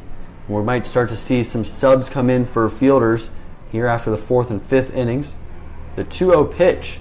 Swung on and hit into right field, and it will drop for the single, and that will score a run as the South All-Stars tie it up as Danny Rodriguez scores from third base. Is it too early to start, considering an MVP candidate right now here in this All-Star game? Because Christian Rivera 2 for 2 right now, and he's responsible for one of the runs on the board already. We'll continue to follow him through the night. Like I said, All-Star game, they're going to pick a guy with the best numbers in the short time. So 2 for 2, maybe one of the best hitting averages tonight. So we'll see. A guy like that, having a great night, do you keep him in the game because he's so hot? Maybe one more inning than necessary. I don't think there's a lot more fielders that need to come in the game. So I think these position players can stay in a lot longer, whether he's getting with the DH or whatnot. But I know there is not that many more players that need to sub in as far as for both teams. So yeah, I would. Coach Chuck Shaw is the coach tonight. He's got the call, and that's his player right there. 2 years together they've been. And now coming up to bat, Jacob Silverstein, and he's going to poke the first ball into right field, and they're going to test his arm. No, they're not. They're going to hold him up at third base. So now the bases are loaded as Jacob Silverstein has a single into right field, moving Drew Frederick to third base and Christian Rivera to second base. Cage Cox way too shallow for them to send Frederick home. Would have been probably a first baseman from the Dogs. Whether or not he threw the ball over the line, he probably would have, though. He was near second base. Number 29. And now coming up to bat, your man from Winter Park. Well, Catsby 4 home runs this year. He's got a chance here to do something special, break this game open for the South All-Stars, and I'd love to see something. I'd love to see him just get a ball through, but he has the power, and I love watching this guy at batting practice, the smooth swing, everything about him reads baseball player. He had a single into left field in his last at-bat, and then popped up to the catcher in his first at-bat. First pitch here, swung on and fouled out of play for strike 1. Thank you to everybody watching on Facebook Live. I see all the views right now. Thank you guys all so much. If you could please just share it so your friends and family can watch the top of the 4th inning action here. The bases loaded, 1 out, all tied up 2-2. The corners up, middle back for the North All-Stars right now. They're going to try to prevent the run with the game tied at 2 now. The 0-1 pitch. Swung on, it's going to center field. A line drive, he's got it, and he's going to throw it home, and the throw is offline, and that will score the run, and the runner's going to advance to third base as well. Christian Rivera showing his speed from second to third, and we have a new score here at Sanford Memorial Stadium as the South All-Stars take the lead 3-2. How about Frederick's speed as well? He got home. Leads the league at 356 also with line, he probably would have been safe. Yeah, absolutely. I think he would have been safe even if it was a perfect throw by Matt Mulkey in center field. The Scorpion, number 11, Ray. It was an absolute gorgeous night. I mean, they couldn't have got any luckier with the weather and the situation and the field conditions. The crowd is spectacular once again. Absolutely. And Ray Alejo comes up to bat 0 for 2 with 2 strikeouts, but comes up in a crucial spot here. First and third. Watches the curveball for strike 1. Made him back away a little bit there. We're waiting to see Alejo do his thing, and whether or not he tries to find a nice little hit up the middle. They're playing him kind of towards the left side. A little bit of a shift. A 1 pitch, same pitch. Missed it high there for ball 1. Yeah, that pitch was a little up and in. I would have called that a ball too. 7 hits so far for the South All-Stars. The 1-1, and now they're going to call time for just a second. There's no way to draw up how this game's going to go. The script is unwritten. With so much talent on the field, the 1-1 pitch. Runners on the move to second, swing and a miss. They're going to throw down to second, and he will be safe as the throw is just high. 2 squeeze players showing off their speed. Frederick on the tag, and now Silverstein with the stolen base to second. Good pitch to run on. And now 2 runners are in scoring position, so if Ray Alejo does Ray Alejo things, both these runs can potentially score. Ray Alejo things. I love that. And you know what? He branded himself that way. It was the hot start of the season. 1-2 pitch. Did he go? He did not. Check swing there. You know, Ray Alejo, he's not a guy that is going to strike out twice, especially in back-to-back at-bats. He struggled in the home run derby.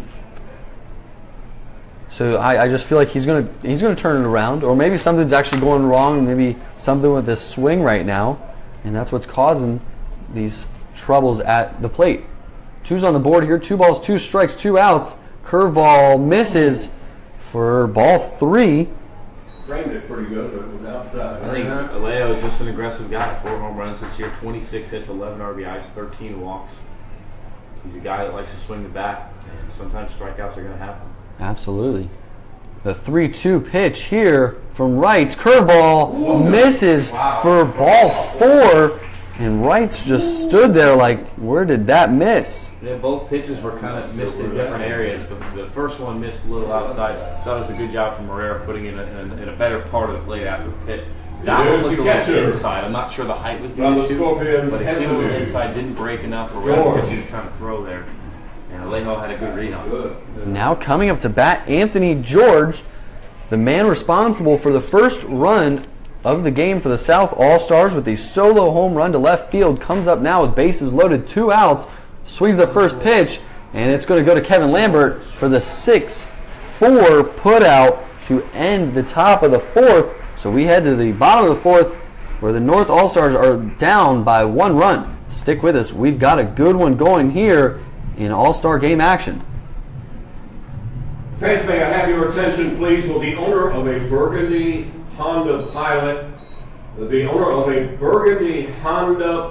Florida plate AAX E55, please come to the press box immediately, because you have the dirtiest vehicle in the parking lot, and we are going to get that Honda Pilot sparkling clean, courtesy of Mr. Car Wash.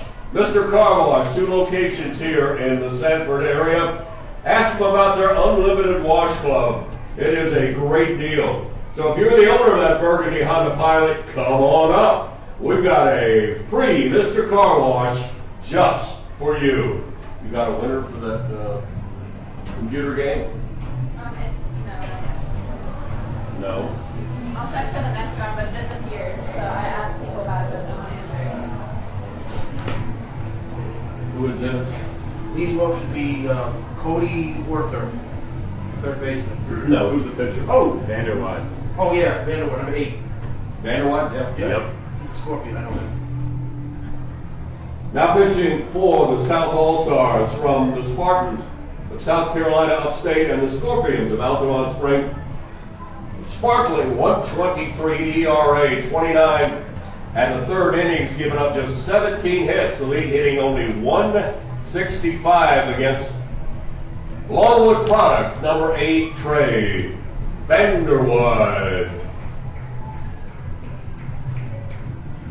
No winner on the... Hey, we are back here at Sanford Memorial Stadium as we head to the bottom of the fourth inning, and we have another new pitcher on the mound representing the Altamont Springs Scorpions. Trey Vanderwide from Longwood, Florida, goes to South Carolina Upstate. Spectacular baseball school, stands at 6'3", 225 pounds, a very hard-throwing left-handed pitcher. 0-1 this year, but his ERA is spectacular, 1.22 ERA, 4 games started.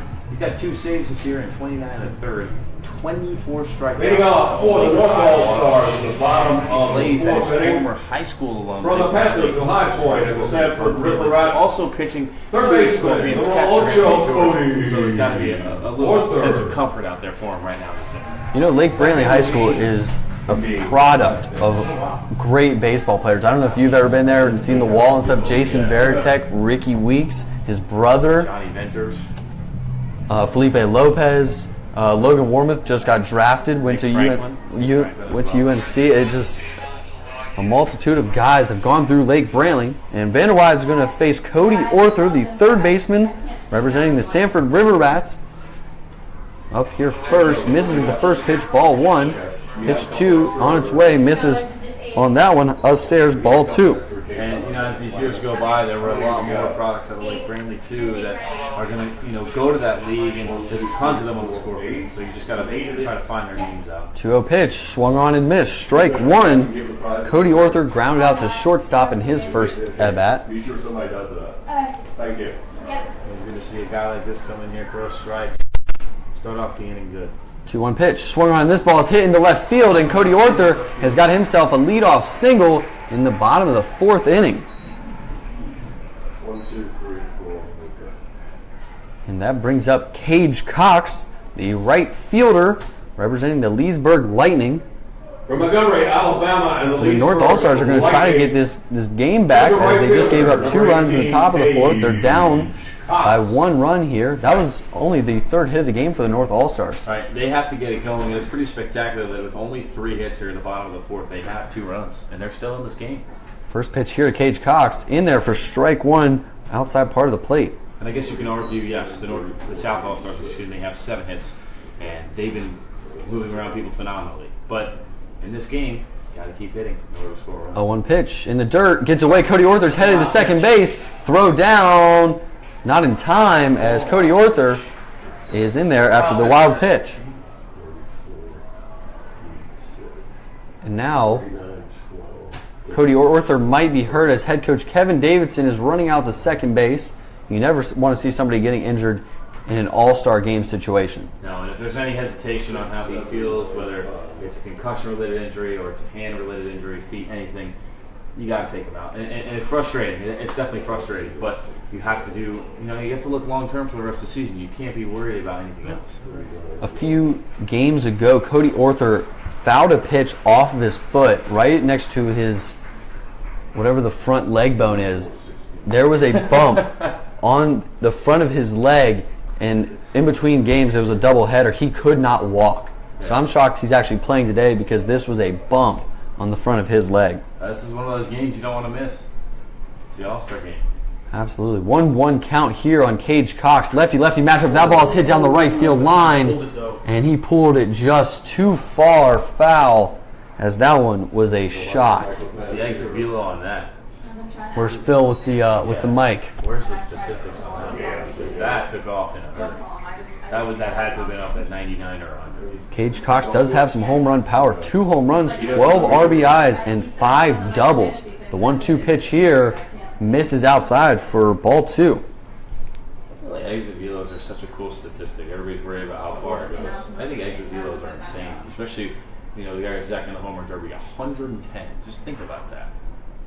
And lawn shankle, all the stuff that they're doing nowadays. 2-2 pitch here. Swung on and fouled into his own dugout on the first base side. We've got a Cody Arthur stays in the game. He's at second base. Cage Cox, a 258 batter, but a phenomenal outfielder with a great arm. Let's send him down the prize. See what Vanderwide can do here at the 2-2 count. And here is the 2-2 pitch. Swung on and hit down the first base line where the Winter Park Diamond Dog has got it, as Catsby has got it for out number 1. Yeah, Catsby, that play was parlayed up for him perfectly. If Arthur wasn't so far down the line at third, he would have had a shot for a double play, but Arthur got there. 342 hitter. It looked like he was about to come up throwing there to third. I don't think he was going to, but it looked like he was. There was some intent. Definitely thought about it. Mulkey. And now coming up to bat, Matt Mulkey, the right-handed batter from Winthrop. He's going to come up with a runner on third base here. Going to try to tie this ball game up. First pitch swung on and hit into right field. And Silverstein has caught it, and Cody Arthur is headed home. A great throw is not on the line, and Cody Arthur scores. So we have a new score here at Sanford Memorial Stadium, all tied up 3-3. And if that ball is on line, that would have been a really, really close play. Because the ball, as far as timing goes, I think, in my opinion, beat him. Shortstop from the Western Kentucky Hilltoppers and the Leesburg Lightning. And now coming up to bat, Kevin Lambert, representing the Leesburg Lightning. The starting shortstop walked in his first at bat back in the third inning. Watches this one high and away for ball 1.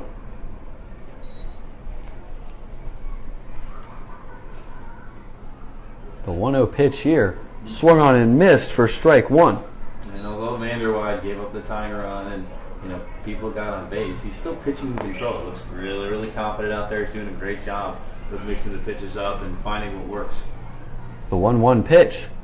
Swung on and hit the shortstop, and Rivera has got it. He's going to make the throw, and a great scoop by Catsby at first base, and one Diamond Dog to another. Honestly, I'm jealous. You get to see these guys on a daily basis. Smooth as silk. That man is one of the best defenders I've seen at shortstop in the Florida League this year and last year as well. Stick with us as we head to the top of the 5th innings, all tied up now 3-3. Once a year we do. We'll be right back at Sanford Memorial Stadium. 14 years it is the mascot race. We've got the Altamont Springs Scorpion Stinger, the Deland Sun Sunny, the Winter Garden Crush from the Squeeze, Slugger from Winter Park, and of course our own Ralphie the River Rat. Striker from Leesburg is on the DL. All right, we have a race to the finish.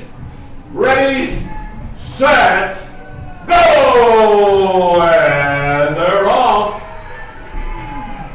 It is not exactly the Jamaican 400-meter relay team. Ralphie is in the lead, and there's some battling going on behind the plate. A little pushing and shoving. Ralphie, can he make it? I think he did. The Diamond Dog Slugger, he's going to get 2 minutes in the penalty box, I think, for elbowing. But congratulations and thank you to all of our great mascots, Stinger, Sunny, Crush, Slugger, and our fastest mascot of the year, Ralphie the River Rat. Unforgettable, right? I think I've already forgotten. Harris is pitching. That Tad Harris, what his name is. Number 25. Yep, he's 25. Now pitching for the North All-Stars from the Eagles of Winthrop University.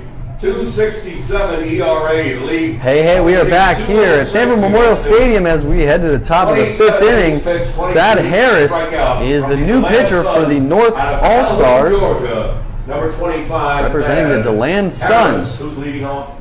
And Thad Harris Garrett Zach. is going to be be a senior. Leading off for the South All-Stars. He won the home run contest a little bit earlier from the Scorpions left fielder Garrett Zach. Another good strikeouts to Walker. I'm not sure there's been one pitcher with a bad strikeouts to walk ratio. It's been superb. Left-handed pitcher, by the way.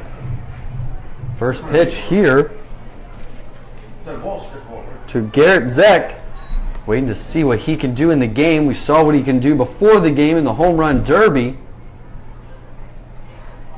First pitch misses. This pitch swung on a hit to left center field. And this ball is going to be tracked down right in front of the 385 sign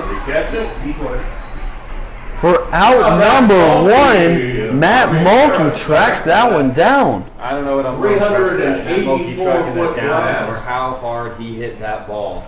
And I'll tell you what, that had just too much of an arc on it. You give that ball a little bit more line. From the Diamond Dogs. Take that ball 10 feet to the left. It's probably a home run off the scoreboard. It's in the softball field. Oh, man. Garrett Zek showing off the power today here at Sanford Memorial Stadium. Danny Rodriguez now comes up to bat, scored in his last at bat after a single up the middle to get the fourth inning going. Absolutely. 384 foot out. I just love watching these guys flex their muscles and show their speed, show their power, show their arm strength. The 0-1 pitch swung on, and this ball is hitting to right field where Cage Cox is going to drop it as it goes in and out of his glove. Base hit. And it is a base hit as he had to run a very long way for that one. So Danny Rodriguez gets on with his second single. Yeah, that's definitely a tough play. Coming in on a run. I didn't realize how shallow that ball was actually going to drop. Looked like it had a Niceville, Florida, and the Troy Trojans. He had to run a long way. And Case Cox, Second he's on not the playing squeeze that far out, right? right? So Second baseman number 26. definitely a tough play. And I would let it hit as well. And now comes up Drew Frederick, had a single into left center field back in the fourth inning. In the second inning, he got on by way of the E5. 0-0 pitch here, swung on and hit foul down the right field line. And you can see the tendencies from both the hitter and the pitcher right now. That Harris is trying to work that outside part of the plate. And I think Zek's pop fly kind of got lucky because I think he missed in the middle. And the next two hitters, even though Rodriguez got on base with the little blue singles, he's trying to make them extend their bat out. Do you think we see him move here with the lefty on the mound? Tough to call. I don't think so. Just because it is a lefty, Rodriguez is he's not just fast, he's a smart base runner. So it's possible if he was going to go, he's going to go on first move. And if he takes him off, then he could beat it out. 1-1 pitch here, swung on, and another one fouled out of the stadium down the right field line for strike two. Speaking of that, though, how many pickoff moves have you seen or even remember tonight? Because even if there has been one, I don't remember any. I do not remember any. So even if that's the case, I'm not sure if Thad Harris is worried about that right now. And I think Danny Rodriguez may know that, and it's possible he'll go on first move. But he keeps moving back, so The 1-2 pitch, runners on the move, and another foul ball. He had that base stolen, but if he didn't swing, Frederick probably would have struck out looking. So for those on the Facebook Live, you guys can see, if you see where the umpire was, that's where Danny Rodriguez was about to enter as the ball across the plate. And for those who can't see it, he was pretty much where the second baseman would be playing normally, and that's basically there. 1-2 pitch. Strike him out, swinging for out number 2 here in the top of the fifth inning. Tough to tell what type of pitch that was, but it looked like a changeup on the outside half. We felt it very possible. Now comes up another Winter Park Diamond Dog. Mark Felton, the DH, has a strikeout swinging and a ground out to third base tonight. Going to try to get something going here with 2 outs and a fellow teammate on first base. This man is due, and I definitely want to see more than anybody else in this ballpark him to get on base. Pickoff move to first base, but Rodriguez read that one like a book and was able to get back easily. In my head, that's the first pickoff move that I may have been lost the first 4 innings. I really think that was. I think they're kind of just letting the runners do their thing over there. Yeah. For another pickoff move, this one a little closer, but Rodriguez able to read it and didn't even have to slide in. And with 2 outs now, Rodriguez would be stealing just, because it's the All-Star game at this point, situationally in a tied game, you need his base runner. And there he goes, and the throw down, one hop, and it goes into center field, but he was safe easily. Oh, yeah. I mean, the throw was actually closer than expected because I think Rodriguez didn't get a great jump, and he was very, very close to first base because of the 2 back-to-back pickoff moves.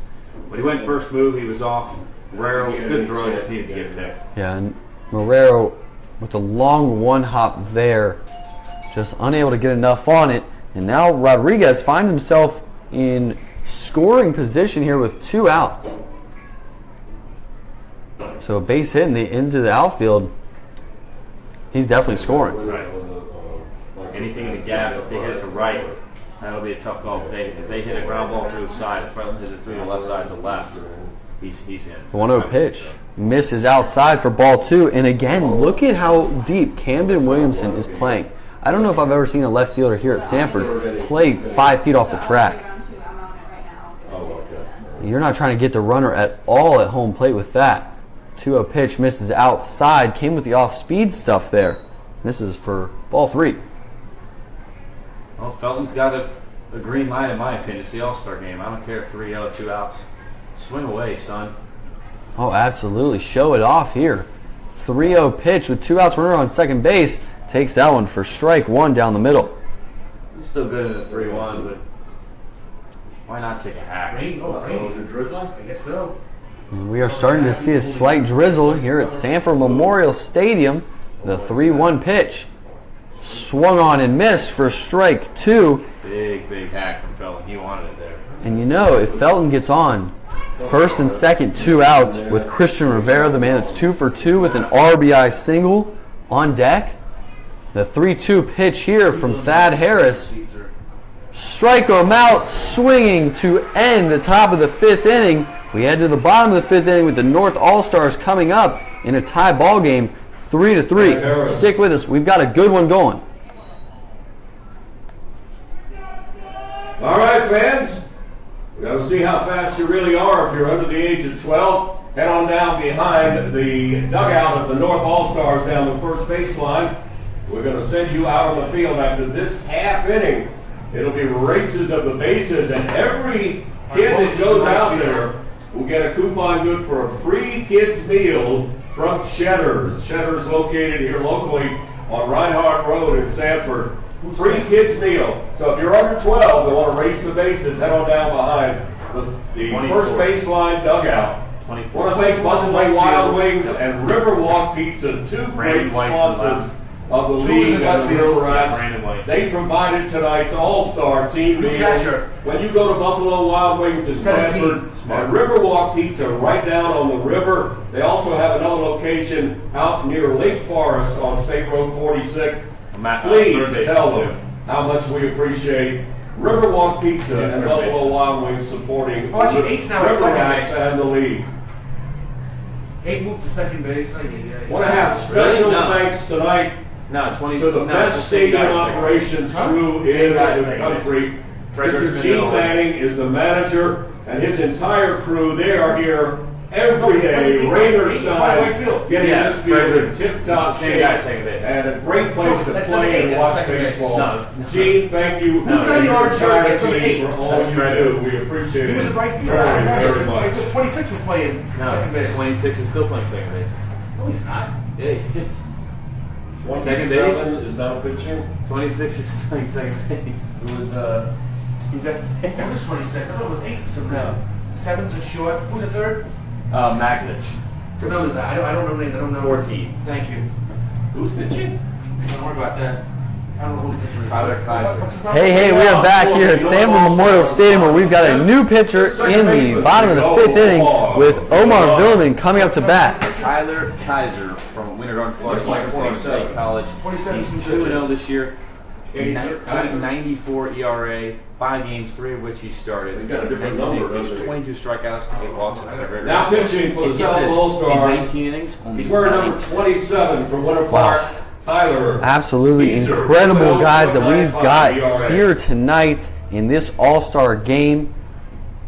The first pitch here swung on and fouled straight back up against the net, and Again, wearing number in between 27 innings we saw a lot. We're starting to see a lot of substitutions. We will get those to you as fast as possible. I can tell you all of them right now. All right, perfect. After this pitch, 0-1 in there for strike 2 on Omar Villeman. So defensive substitutions, Smart. Mr. Chase Smart, who's in the home run derby, 12 home runs in one round, is now the catcher for the squeeze. Christian Maglish from the Winter Park Diamond Dogs is at third as Villeman swings and misses for strike 3. And now number 1. Maglish, by the way, goes to Florida Seller, Villeman's teammate. In left field from West Virginia and on the Winter Park Diamond Dogs, Brandon White. Ray Alejo stays in center. And in right field, I believe that's Rigsby Mosley. Yeah. Here's the left fielder from the Leesburg Lightning, number 28, Camden. So a lot of substitutions, getting some different guys in there. And Camden Williamson comes up now, the lefty batter. Swings the first pitch and misses. He is 1 for 2 today with a single into right field in the third inning. Ball is strike.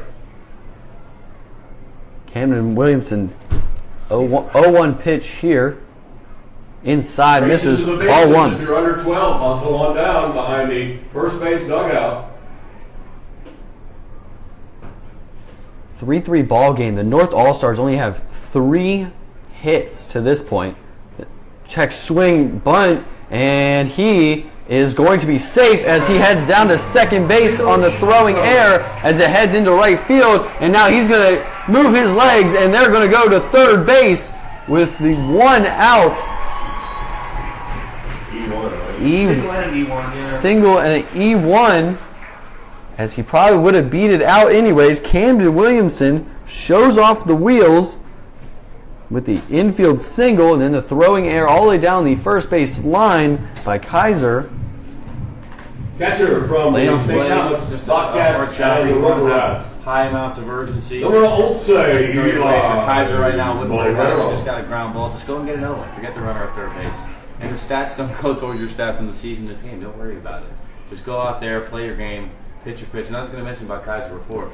This dude throws cheese, absolute gas. He hit 93 on one of the pitches before, and he's very, very tough to hit against. Facing Eli Marrero, the catcher here. This one's going up the middle. That is going to score a run as Frederick misses the throw. E4. Eli Marrero heads to second base. And 2 errors in a row lead to a run, and Eli Marrero standing on second base. Races to the bases, all those under 12. Hustle. Again, another Get out of ground the ball first for base Kaiser. dugout. I believe none of these runs are earned right now. Well, the only one, but Yeah, moving forward Nice job with on the Tristan home run Gagnon, contest earlier the from first Leesburg. baseman, coming up Number here with 29, Eli first Marrero baseman. on second base. And we have a new score here at Sanford Memorial Stadium as the North All-Stars go up 4-3 with 1 out. First pitch here in the dirt, 91 miles per hour. yeah, the ground ball off Marrero's bat, that pitch was Third ball is 93 once again, so this guy's definitely pumping it up there. That's unfortunate because that's 2 errors back to back. The 1-0 pitch, Marrero's headed to third base. The throw down, he is safe as Marrero under the tag. Yeah, I would agree with that. That's kind of a tie goes to the runner situation, even though that's backyard baseball. But that's a close play. I'd give him the stolen base. Heck of an effort. So now Gagnon has a 2-0 count with 1 out, and he's really just trying to put this one in the outfield somewhere to score Marrero from third. This pitch swung on and missed for strike 1, 91 miles per hour. I love it. Anything over 90 is fun to watch. Not saying 88, 87 isn't exciting. Wow. I love seeing fastballs with a lot of life. 2-1 pitch, swung on and hit to third base. Marrero's coming home, and they're going to throw to first. 5-3 put out. So we have a new score here at Sanford Memorial Stadium as the North All-Stars go up 5-3. Yeah, and as much as you don't want that, there's no outs in this inning. So you got to trade a run for an out. We're only in the middle of the ball game right now. You have to get it back. And I mean, we've seen that's the way the game's going. Look, run, no run. Number 27, Gunner. I think the South team should be winning. Plus, it's only you're only trailing by 1 at this point. Absolutely, because the South team 8 hits, they're just not really scoring them. Right. 3 runs, 8 hits, 4 errors in the field. And for the North All-Stars, 5 runs, 4 hits, 1 error in the field. And now coming up to bat, Gunnar Lambert, the left-handed DH. watches this one for strike one on the inside part of the plate. Look at the way Kaiser's, all he's been doing is throwing strikes and outs. I'm happy with his performance. Getting ground balls, swung on and missed. Strike two. Lambert looked like he was going for the cheap seats out in right field. Lambert 0 for 2 with a strikeout looking and a strikeout swinging in the first and third inning. The 0-2 pitch here, outside misses, 94 on the gun for ball one. And if the radar gun is 4 under what it's supposed to be, that's 98. I'm not sure if that's true. I think they What's his pitcher's name? that. The 1-2 pitch in the dirt for ball two. And where that comes from, where we're saying that the machine that's behind home plate right here that head coach Kevin Davidson uses, Right. that's what's picking up the speed. And usually it's pretty accurate. That's what we were testing the exit velocity today in the Homer Derby. As this pitch is in there, strike him out looking. Gunnar Lambert goes down for the third time tonight as we head to the top of the 6th inning as the North All-Stars now lead 5-3. They're off. Touch them all. Don't cut those bases. Touch them all. Who pitched this last inning for third. Kaiser. Thank you. Oh, come on. You cut the base there. Down to the stretch they come. Thank you, Ralph. You got a free kids meal at Cheddar's for everybody. Help that young man up. Outstanding job, kids. Enjoy your free kids meal at Cheddar's. Down the stretch they come. Careful with the little one there. Give him 5, Ralphie. Ralphie showed he's the fastest mascot. Whoops. Got a helping hand for the little guy there? All right. Great job, kids. Enjoy your kids' meal at Cheddar's.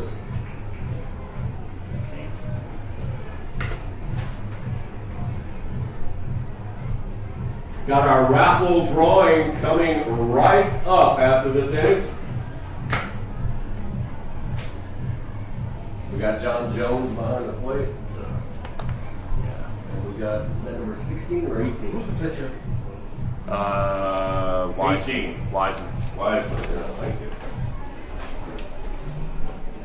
Now pitching for the North All-Stars from the Lake Hawks of Lake Sumter. A minuscule 0.79 ERA in 11 innings, 10 strikeouts. The league hitting 114 against him. Representing the DeLand Suns, he's from Grand Island, Florida, number 18, Kyle Wiseman. Behind the plate is John Jones from the River Rats.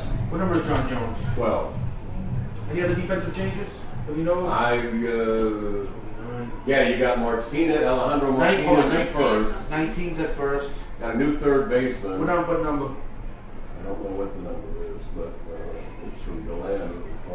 No, it looks like it's from Leesburg. That's Leesburg, okay. I'm guessing, yeah. Hey, we are back here at Sanford Memorial Stadium. I'm Cody Shook alongside Casey Wright. Thank you to everybody watching on Facebook Live. I appreciate all the likes, all the comments. If you could please just share it so that way your friends and family can watch the Florida College Summer League All-Star Game live right here as we head to the top of the 6th inning with a new pitcher on the mound. Kyle Wiseman from the DeLand Suns, a .79 ERA, 9 games, 11 10 strikeouts, and only Leading off the top of the 6th inning, the shortstop from the Diamondbacks, number 7, Christian. I'm trying to Google and figure out whether it is, because that is one of the coolest sounding names of any town in Florida that I've heard. The first guy he's going to face is the hottest hitter on the team, Christian Rivera. Takes this one for strike one on the inside part of the plate. But Rivera, 2 for 2, a double, and an RBI single so far in this ball game. This pitch misses for ball one. Well, we've talked about Christian Rivera all night long, and he's my MVP alert. I know that sounds biased, but he is 2 for 2 right now, trying to make it 3 for 3.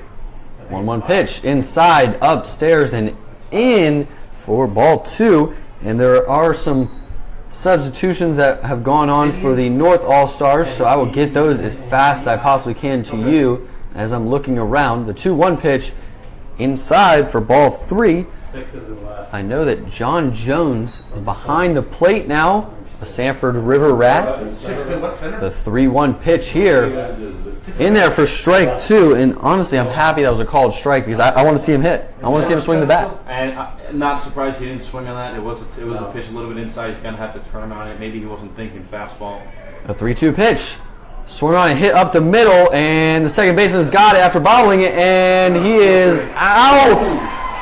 Out at first base as Eli Marrero is playing second base. Richie Rivera in center field. Ronnie Tenney in right field. Omar Villeman at shortstop now. John Jones behind the plate. So Eli Marrero, a catcher, is playing second base. Yeah, he's done it a few times this year. I've seen him around. He's a defensive player. 24 from And I'll tell you what, that call at first base, I don't know. I'm rooting for my man Rivera. That was a close call. And now coming up to bat, Rigsby Mosley in his first at bat here, representing the Altamont Springs Scorpions. Yeah, he came in as a defensive, so he came in. Did he? Yeah, he's defensive change in right field. It was a defensive change, went into right field. Watches this one for ball 1. Rigsby Mosley, 29 hits so far this season, 5 doubles, 2 home runs, 10 RBIs for Mosley as well. Watches this one for ball 2. Mosley is a left-handed batter with an open stance.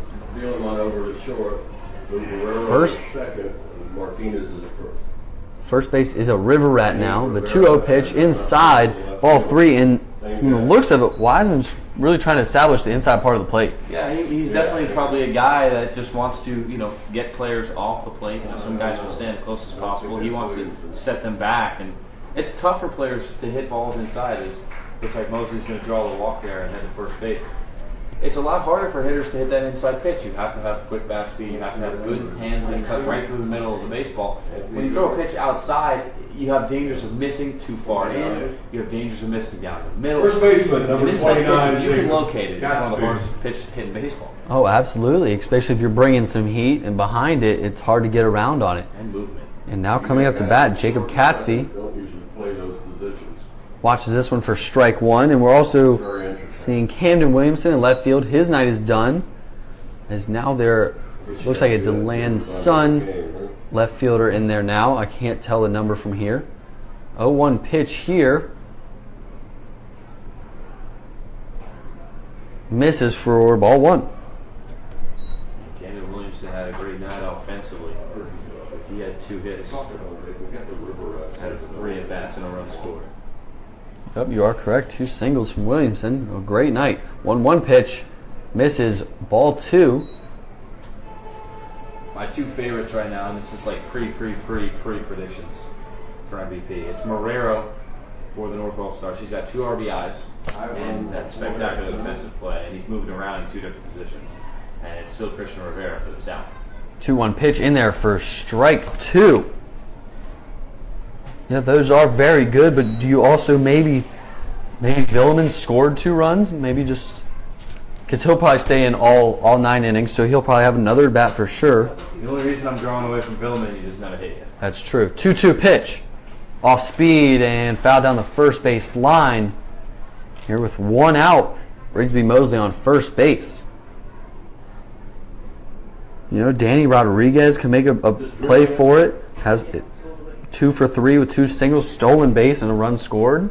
I like that too. I was looking at that as well. 2-2 pitch here. Rigsby Mosley on first base. Swung on and it's hit down the left field line. Just slapped at it. It's going to be extra bases as he heads for 2. Left fielder slips. They're going to wave him around home. And now the play at the plate. And he is out at home as Rigsby Mosley gunned down after a great throw by the third baseman to gun down Rigsby Mosley at the plate. Who was the relay? Villeman for the shortstop? No, 7-5-2. Hold on. What a play. What a relay. A little interesting call there from Coach Shaw sent it home. He had a shot. It was close. But what a hit by Center Jackson. fielder. Nice ball Number down the 11, line. Ray. Straight smooth swing. Tough pitch to hit to outside, up and away. And it looked like he just Hacksawed it. Yeah. crazy. Wow. A double that doesn't really lead to anything, but the second out of the top of the 6th inning here. A gift. Misses there upstairs for Wiseman. 1 ball, no strikes here on Ray Alejo. We'll see. Like we said, we're waiting for Alejo to do something grand. Last time at bat, he walked, and moving towards later in the game, looks like he'll stay in. The 1-0 pitch. Outside misses. They're going to throw to second now. They've got him in a rundown. They're going to throw to third, and he is out at third. So John Jones throws it to second. Eli Marrero with a cannon throws it to third, and they have got him for out number 3. So a few base running miscues for the South takes us to the bottom of the 6th inning with the North All-Stars leading 5-3, and they're going to try to add on to that right here. River rats for the bases there. That's pretty crappy.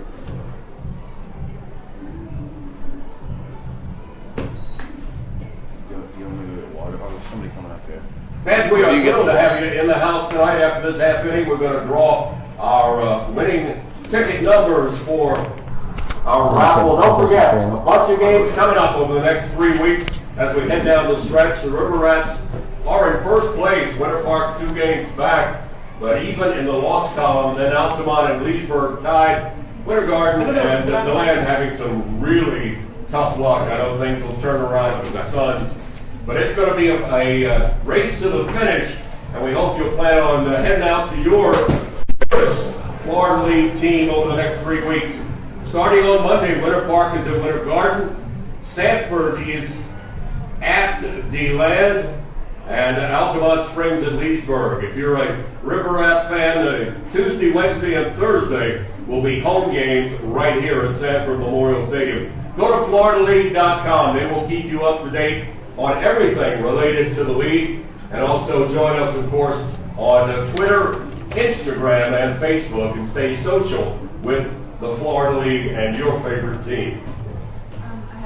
This is the round 2, and the round 2 recycling. Oh, yeah, I've got the. What the heck? I don't know. I forgot. Who was the winner of that first round?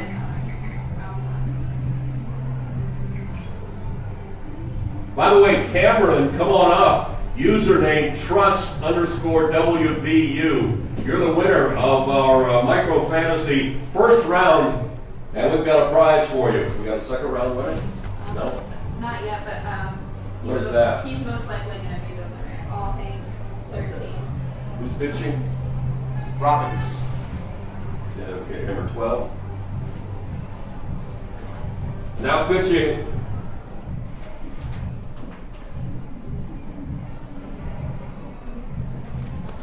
Hey, we are back here at Sanford Memorial Stadium as we head to the bottom of the 6th inning with a new pitcher, Jimmy Robbins, on the mound representing the Altamont Springs Scorpions. He is going to face Jimmy Robbins, who's John Jones up Here's John first. Jones, the catcher, leading off the bottom of the 6th.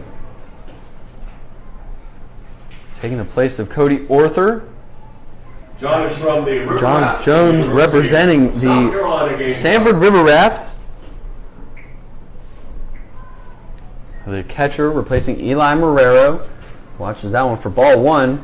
This one in there for strike 1 as Jimmy Robbins from the left side.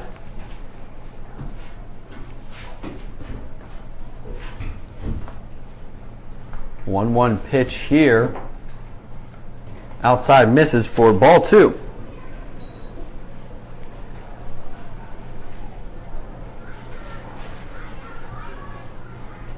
Chase Smart catcher, right? The 2-1 pitch. Swung on, fouled straight back up against the net for strike 2. The Rats have 2 switch hitting. Well, now the game's shifted in a different area with the 5-3 scoreline. I can't keep up. I just can't keep South up. All-Stars got to figure it out. 2-2 pitch swung on and hit right back up the middle, and John Jones has himself a leadoff single here in the bottom of the 6th inning, right back up the middle. Rivera.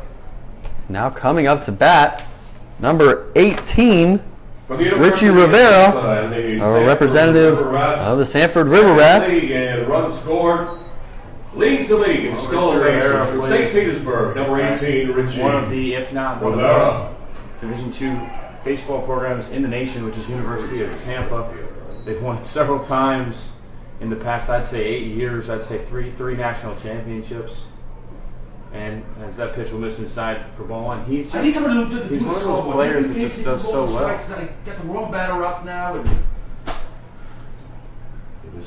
Richie Rivera was in the home run derby, had 4 home runs, put on quite the show for the North, led the North. This pitch swung on a hit into right field, and it will be caught for out number 1. So Richie Rivera 0 for 1 on the night.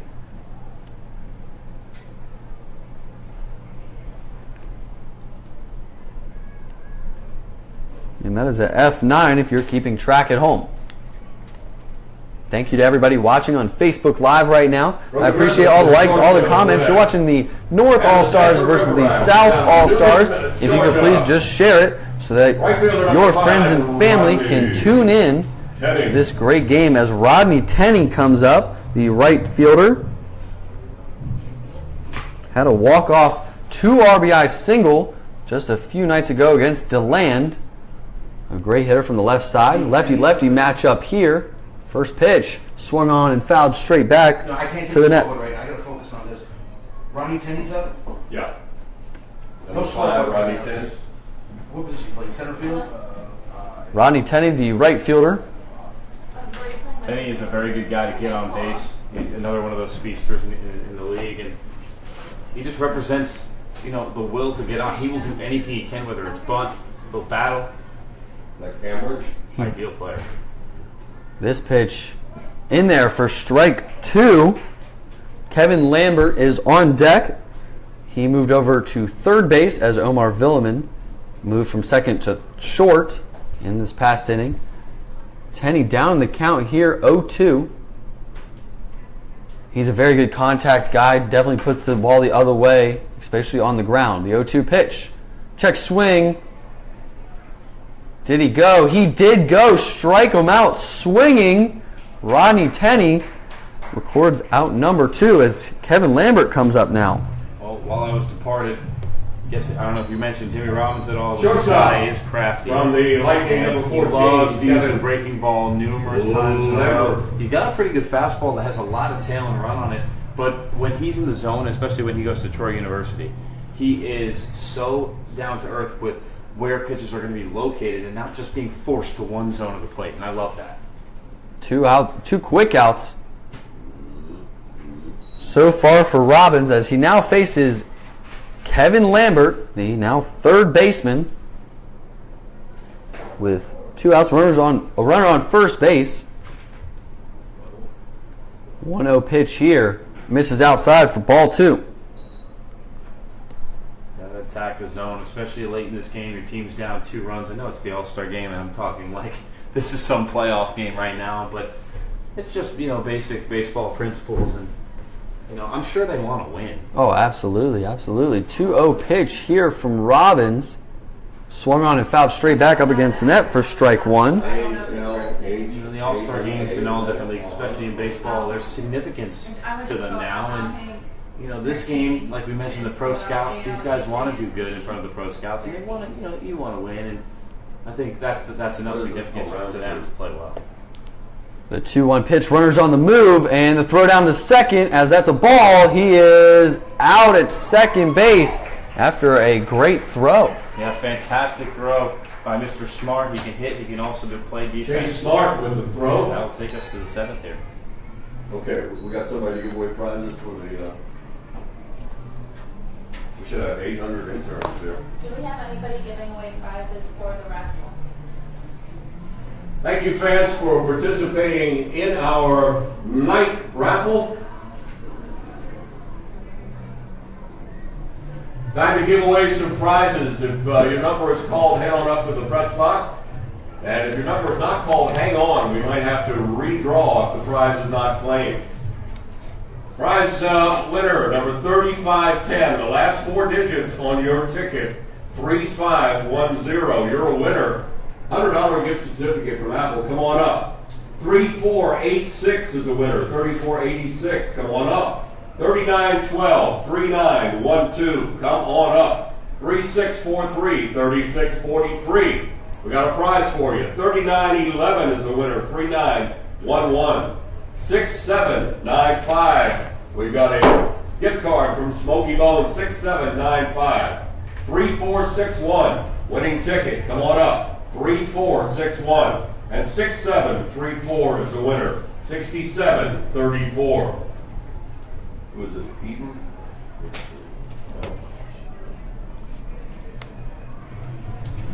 Elaine?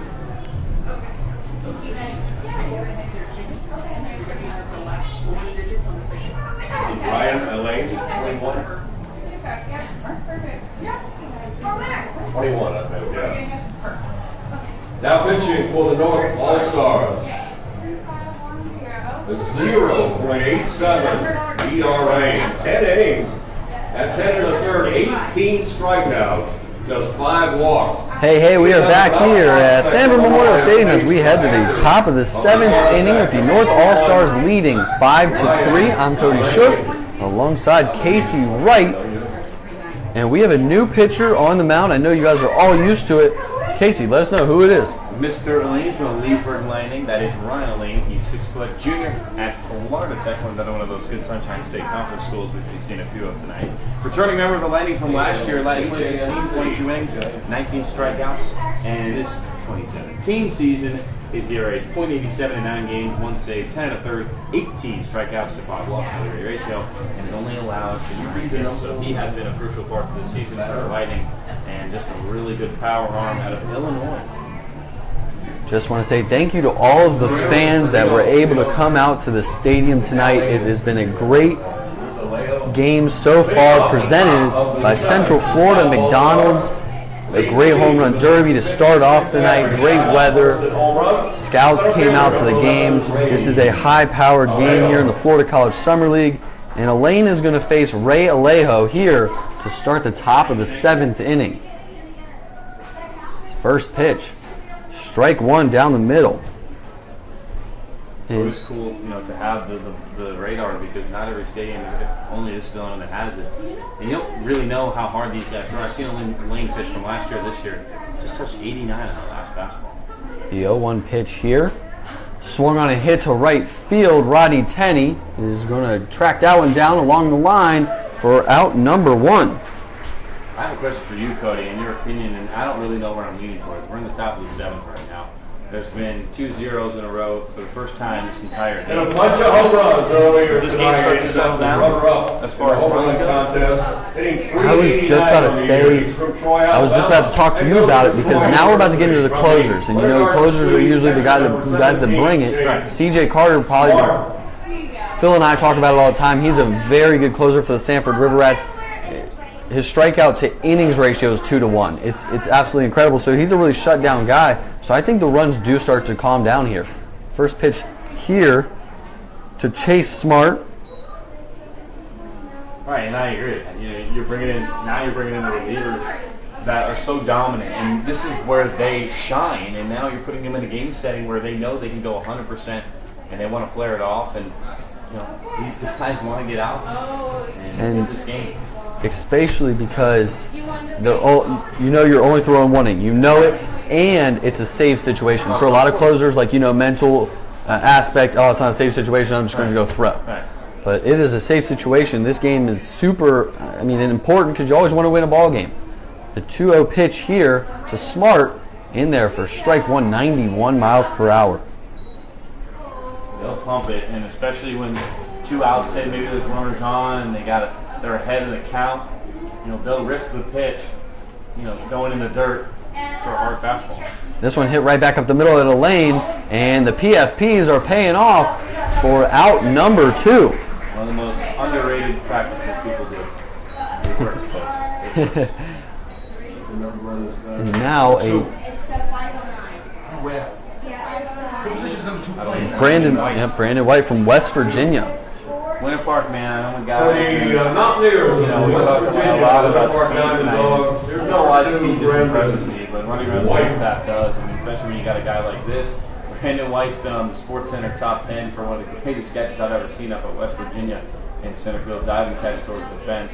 And he's a great hitter, too. I'm going to have to check that out. I think I've heard you say that before, and I definitely want to check that out as that pitch is in there for strike number 1. Fun fact about Brandon White, first 2 hits of the year were home runs.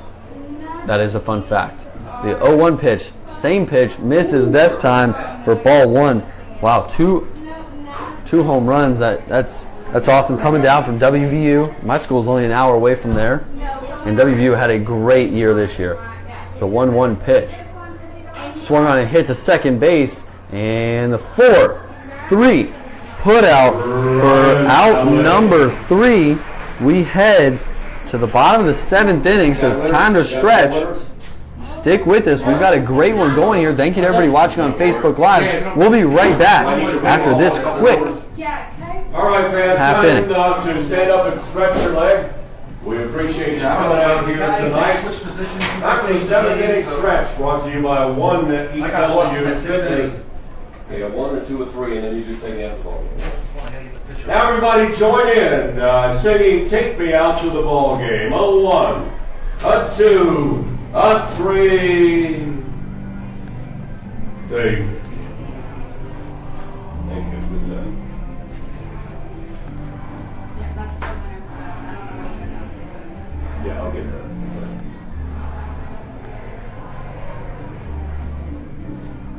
Left field is momentum. Who's playing left field for? Brandon White, number 2, from West Virginia. So what position is Will Hodges playing? So, Hodges looks like he's out. it's just. Hodges is 9. Hey, outstanding job. Thank you. Hope every one of you be coming out to watch some games the rest of the season, and we appreciate it. One EW Fitness, our sponsor. The winner of round 2, Micro Fantasy Baseball, ALHANC 13. Oh, look at If the you are wrong a team. winner, Sorry. come on up to the press box and claim your prize. Congratulations. Brandon White's out there? Okay, where did Left field. Oh, sorry, I looked at the wrong side. That one has it played? All right, check your tickets. 3911. We got a prize for you. Come on up. And 3643 is the Why do winner. that? It brings me 3911 and 3643. Still haven't claimed your prizes. Come on up. Now pitching for the South All-Stars from Flagler. And the winner. Hey, welcome back to Sanford Memorial Stadium, where we are bringing you All-Star game action as the North All-Stars come to bat here in the bottom of the 7th inning. They are leading 5-3, and we have a new pitcher on the mound for the South representing the Winter Garden Squeeze. Mr. Ethan Jones out of Winter Garden Forest. I have that, which is pretty much what He Coach off the Walsh bottom likes to of do the down there in 7th West shortstop, Billy Lambert. Yeah, he's from Flagler College, 1.74 ERA, 8 Third games. base. He's got I think he's at 5 third base saves, now. so here we are with the closer trend. Yeah, he is He's third. 12 strikeouts. And But if he's there's a still guy to shut the hammer, never 5 saves on the year. That's at least right off. Pretty sure if I can look up soon, that's got to be amongst the league. I think that is the lead. I think CJ Carter has 4, and that is for the River Rats. I think he is The defensive second. alignment for the visiting team, I'm not worried about. Figure that out Home team. right now. Absolutely. 1-1 pitch here to Kevin Lambert. He's going to hit that one to shortstop, and 6-3 put out for out number 1 here in the bottom of the 7th inning. So that is a confirmation, and out number 1 has gone to the Lead off hitter for the Rats. And it is cool to look at this because these were people we're probably going to see soon as well. Lights out guy. Number 3 is a big goal. Omar. He got ready to go. I think it's cool now that we're going to get to see these guys come out here and do their thing. And Omar Villeman now comes up to bat, a Sanford River Rat, as he's working very quickly on the mound. Jones misses there for ball 1. Or not, you know? Yes. Okay, great. This game has gone pretty quickly, even though we've seen a lot of different pitching changes. This ball swung on and hit down the left field line and goes foul for strike number 1. And the reason it's going quickly is because these pitching changes are being done within innings, so they're not really taking up too much time. They may throw 1 or 2 more pitches than normal when they go out there. But other than that, it's all about pitching mound visits. I think we've only had 1 mound visit this whole game from KD, Yeah. and it paid off. The 1-1 pitch swung on and missed for strike 2. Strike 2. Oh. It has been a very eventful game to this point. The 1-2 pitch swung on and hit to third base. Maglich has got it 5-3 put out for out number 2. Maglich has smooth hands over that Florida Southern moccasin. He moves well with the ball, transfers right out of the fan. And the guy just knows how to play third base. I talked to him about he's a corners guy. So I talked about which one he likes more. From the Columbus State Cougars, leads the Leesburg Lightning in runs scored, stolen bases, and triples. Check out the DeLand Suns. Here's number 6 from Springfield, Georgia, Will Hodges. And now coming up to bat, Will Hodges from DeLand. Swings, and this one's going to go down the left field line, but it will be just foul. This game, the South, 3 runs, 9 hits, and 4 errors. The North, 5 runs, 5 hits, 1 error. And what does that tell you? You know, guys are just getting guys on base. The errors may have hurt the South a little bit, but like I said, only in the bottom of the 7th right now. A 1 pitch swung on and missed for strike 2. And also, you got to think about the base running miscues by the South, because they got thrown out of, basically running out of an inning just a few innings ago. The 0-2 pitch, inside misses for ball 1. Who knows how that inning would have gone? Yeah, I mean, you go to the inning with order. Bases loaded. Cody comes out, talks to him, gave him confidence. He gets 3 straight outs in a row, strikes 3 base runners on. And in my opinion, that was the biggest help of the night. 1-2 swung on and hit to Rivera at short. Comes up throwing 6-3. A very smooth inning there for the third base, shortstop, and first base, all Winter Park Diamond Dogs. Well done. The fielding is great over there at Bishop Moore. It shows. So we will head to the top of the 8th inning, where the South All-Stars are going to try to get something going here. Stick with us. We've got a good one going. Hold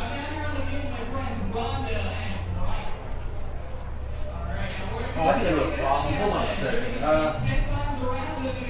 John Jones is the catcher. That's what it is. This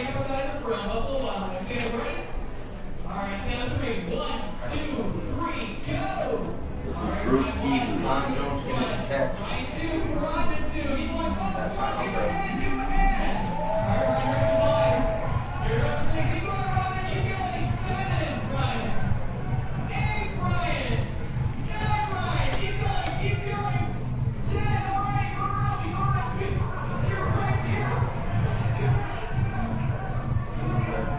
Is pitching.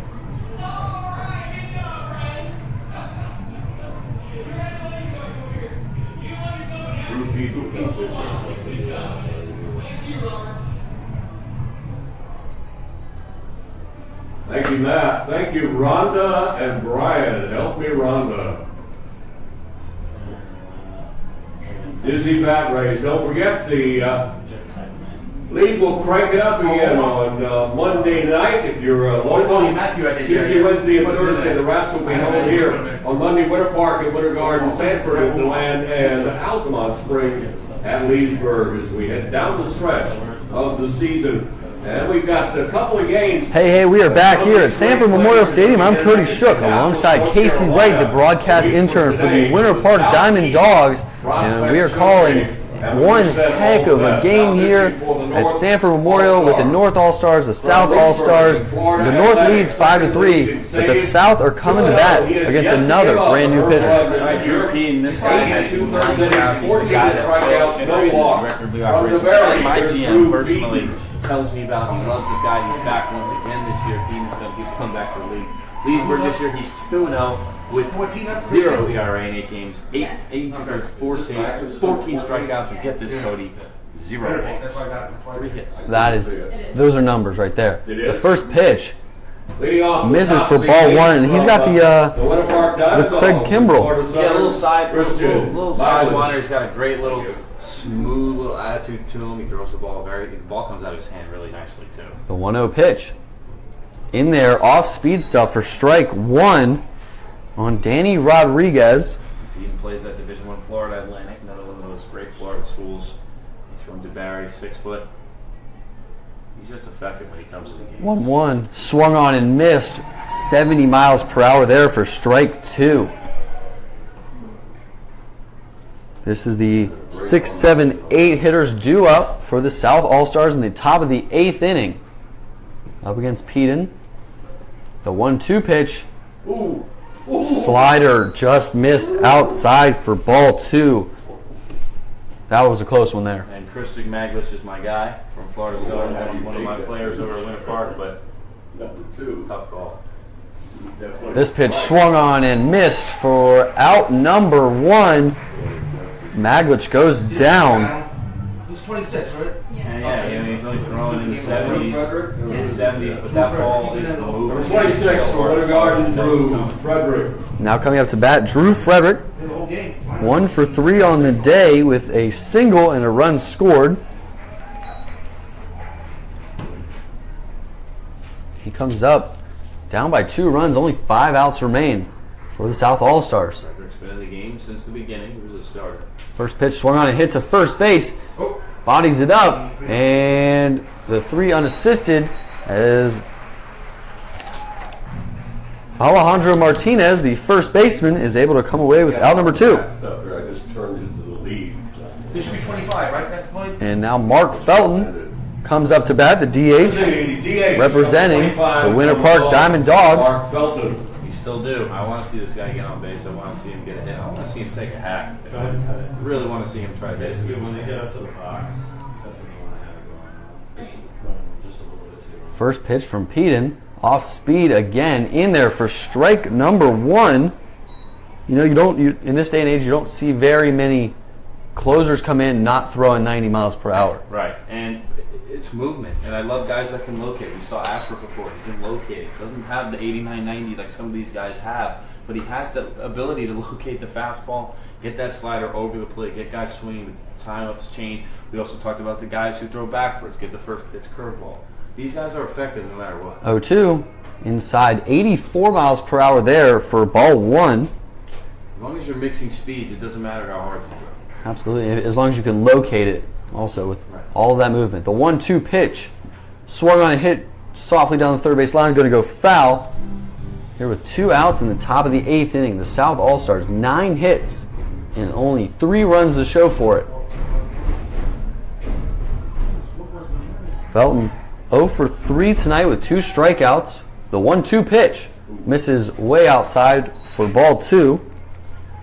Pitch maybe got away from Pete a little bit, not really where he wanted to go. 1-2 pitch, not a bad idea going outside with the slider or the cut or whatever. I can't tell what his pitches are because they're all nasty. So much movement. The 2-2 pitch here, leg lifts and deals.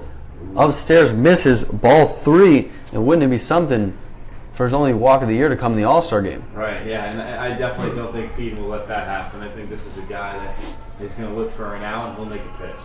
The 3-2 pitch here, swung on and missed. Strike him out, swinging for out number 3. You called it.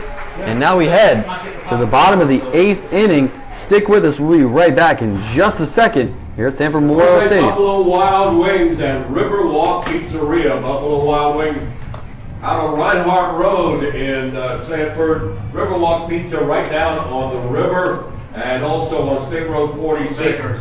They've been great supporters of the league and the River Rats, and they supplied tonight's team meals. 3 and 2 Duffy's Sports Grill.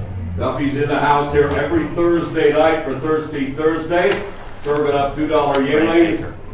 Howard and Hodges, the best CPAs in the area. 1EW Fitness, Orlando Sanford International Airport, easy and convenient, and of course, America's oldest brewery, Yingling Beer. They are our league-wide presenting sponsors, and we thank them. From the bottom of our hearts, the Sanford Herald and Waste Pro also present the River Rats, and we appreciate them as well. We only got 1 foul ball from a bunch of people, right? 2. No, who got 2? Do you remember? Well, no, I mean, I don't. See what only they one. do. Eli Moreno should be leading off, right? So one of those two Bottom was 9th. pizza. Yeah. 11. No, don't worry about it. 19. Yeah. Okay. Yeah, I have one. All right. Who is this pitching? Oh, who was that? Brain Baker. There you go. What number? Baker, 17. Okay. Now pitching for the South All-Stars from the Buccaneers of the University of New Orleans, a 1-0 record, a minuscule 0.75 ERA in 12 innings, 14 strikeouts. The lead hitting only 167 from the Diamond Dogs, number 17, Grant Baker.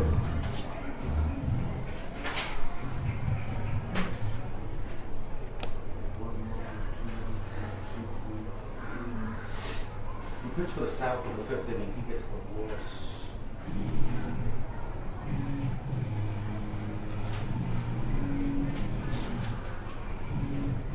Oh, Kaiser? No. Yeah, Kaiser would be the loser right now. Now playing second, right? Eli. Hey, we are back here at Sanford Memorial Stadium where Eli Marrero steps up to bat against a new pitcher here in the bottom of the 8th inning from the Winter Park Diamond Dogs. Second, tied for second RBI. Here's the second baseman from the River Rats, number 11, Eli. ERA in 7 games. Marrero. He's got 2 saves, 12 innings pitched, and 14 strikeouts. And Baker's very efficient because he throws strikes and he knows how to get hitters late in games, and he knows hitters' tendencies. This is a guy who studies batters through games. Misses with this one upstairs. Ball 1, and that is an awesome trait to have, that killer instinct to always be studying, always be working to be better, get better. This pitch in there for strike 1. Last night we tied. Always trying to figure out how to get a hitter out. As a pitcher, you got to be prepared coming up onto the mound. The 1-1 pitch swung on, it goes right back up the middle, and Eli Marrero is on base for the 3rd time tonight.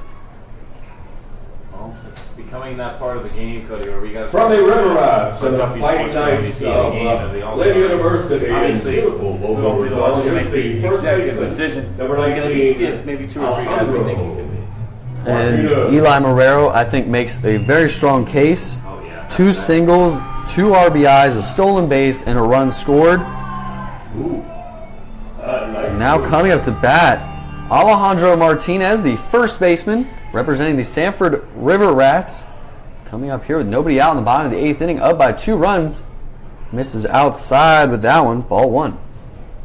Yeah, Marrero's had a heck of a night, and looking at the statistics from everybody in the game so far, I'm going to say he's my favorite right now, too. And hopefully somebody that votes on the MVP is listening. What was that all about? Eli Marrero, my pick for the North All-Stars. He's on base 3 times. And 7 error ones. Sure. Alejandro Martinez, 1-0 count. Pickoff move to first base, gets away, and because of Marrero's speed, he's going to be heading down to third base. And wow, just making a case for the MVP. Whoa.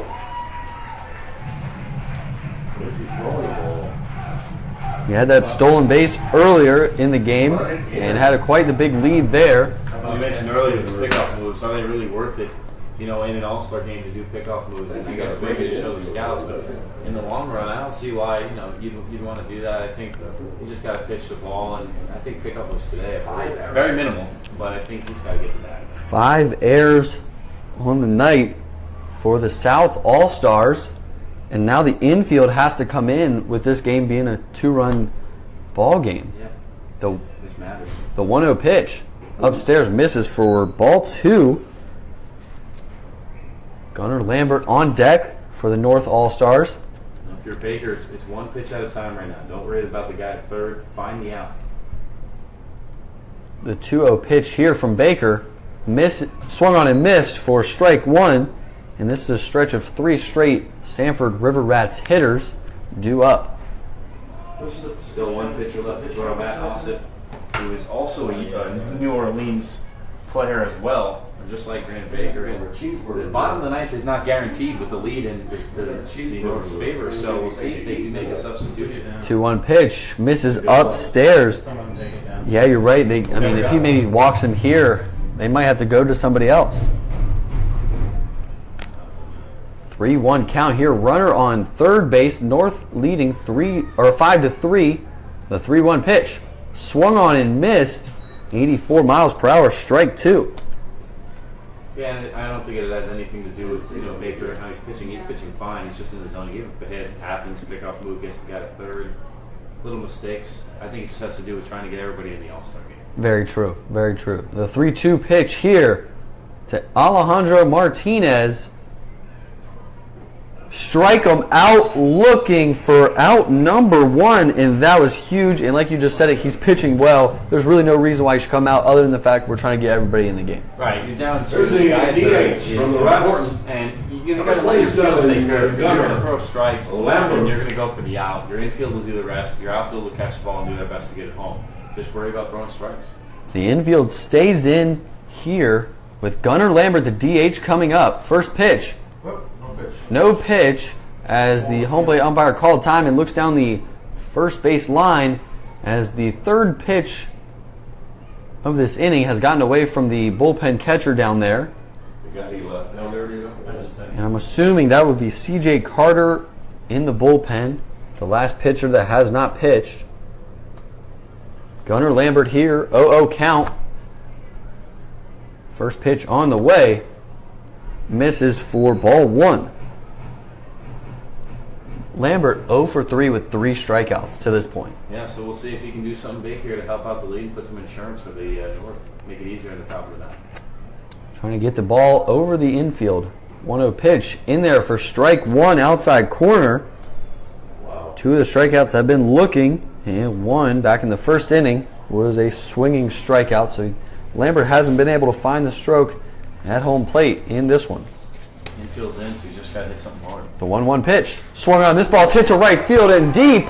And this one will remain foul as it bounces off the wall. And Lambert is headed for 2. 1 run's going to score. And Gunnar Lambert has himself a 1-out stand-up double to make it a new score here at Sanford Memorial Stadium as the North All-Stars go up 6-3. All right, now you doubled the lead, and it's 6-3. You're up by 3 now, and you got a runner at second with 1 out. As far as the North goes, they just got to keep tacking it on, like I said, to make the ninth easier. And if Carter's coming in next inning, that's going to be a tough guy to hit. Absolutely, he is a very good pitcher. And now coming up to bat, John Jones. Thank you all for watching on Facebook Live and listening to us. The All-Star Game presented by Central Florida McDonald's. Thank you so much. The team meal donated after the game, Buffalo Wild Wings. So these players are eating good tonight. Now up, John Jones, the switch hitting catcher, batting from the left side, takes strike one. South Carolina, we could talk about every program tonight. That is a fantastic Division I program. 0-1 swings, and this ball is going foul into the dugout. Second South Carolina guy, a year in a row to have for Sanford. Last year they had Carlos Cortez, who absolutely killed it this year. John Jones, a late addition to the River Rats. Watch this one, ball one. Baker coming in, throwing strikes. Not much more you can ask from him. He's given up 2 hits, got a strikeout. No one's warming up in the bullpen anymore. The 1-2 pitch, swung on and fouled, straight back. He's doing what relievers do, throwing strikes. Guys are going to hit balls. It's part of the game. But his confidence level, I'm sure, is the same as it was when he went out there. He knows he's doing his job. He knows there's a mistake with the pickoff move. Next time to possibly a run. Full 9 inning. There's a double anyway. He's just got to find out number 2. the 1-2 pitch, swung on and fouled down the left field line.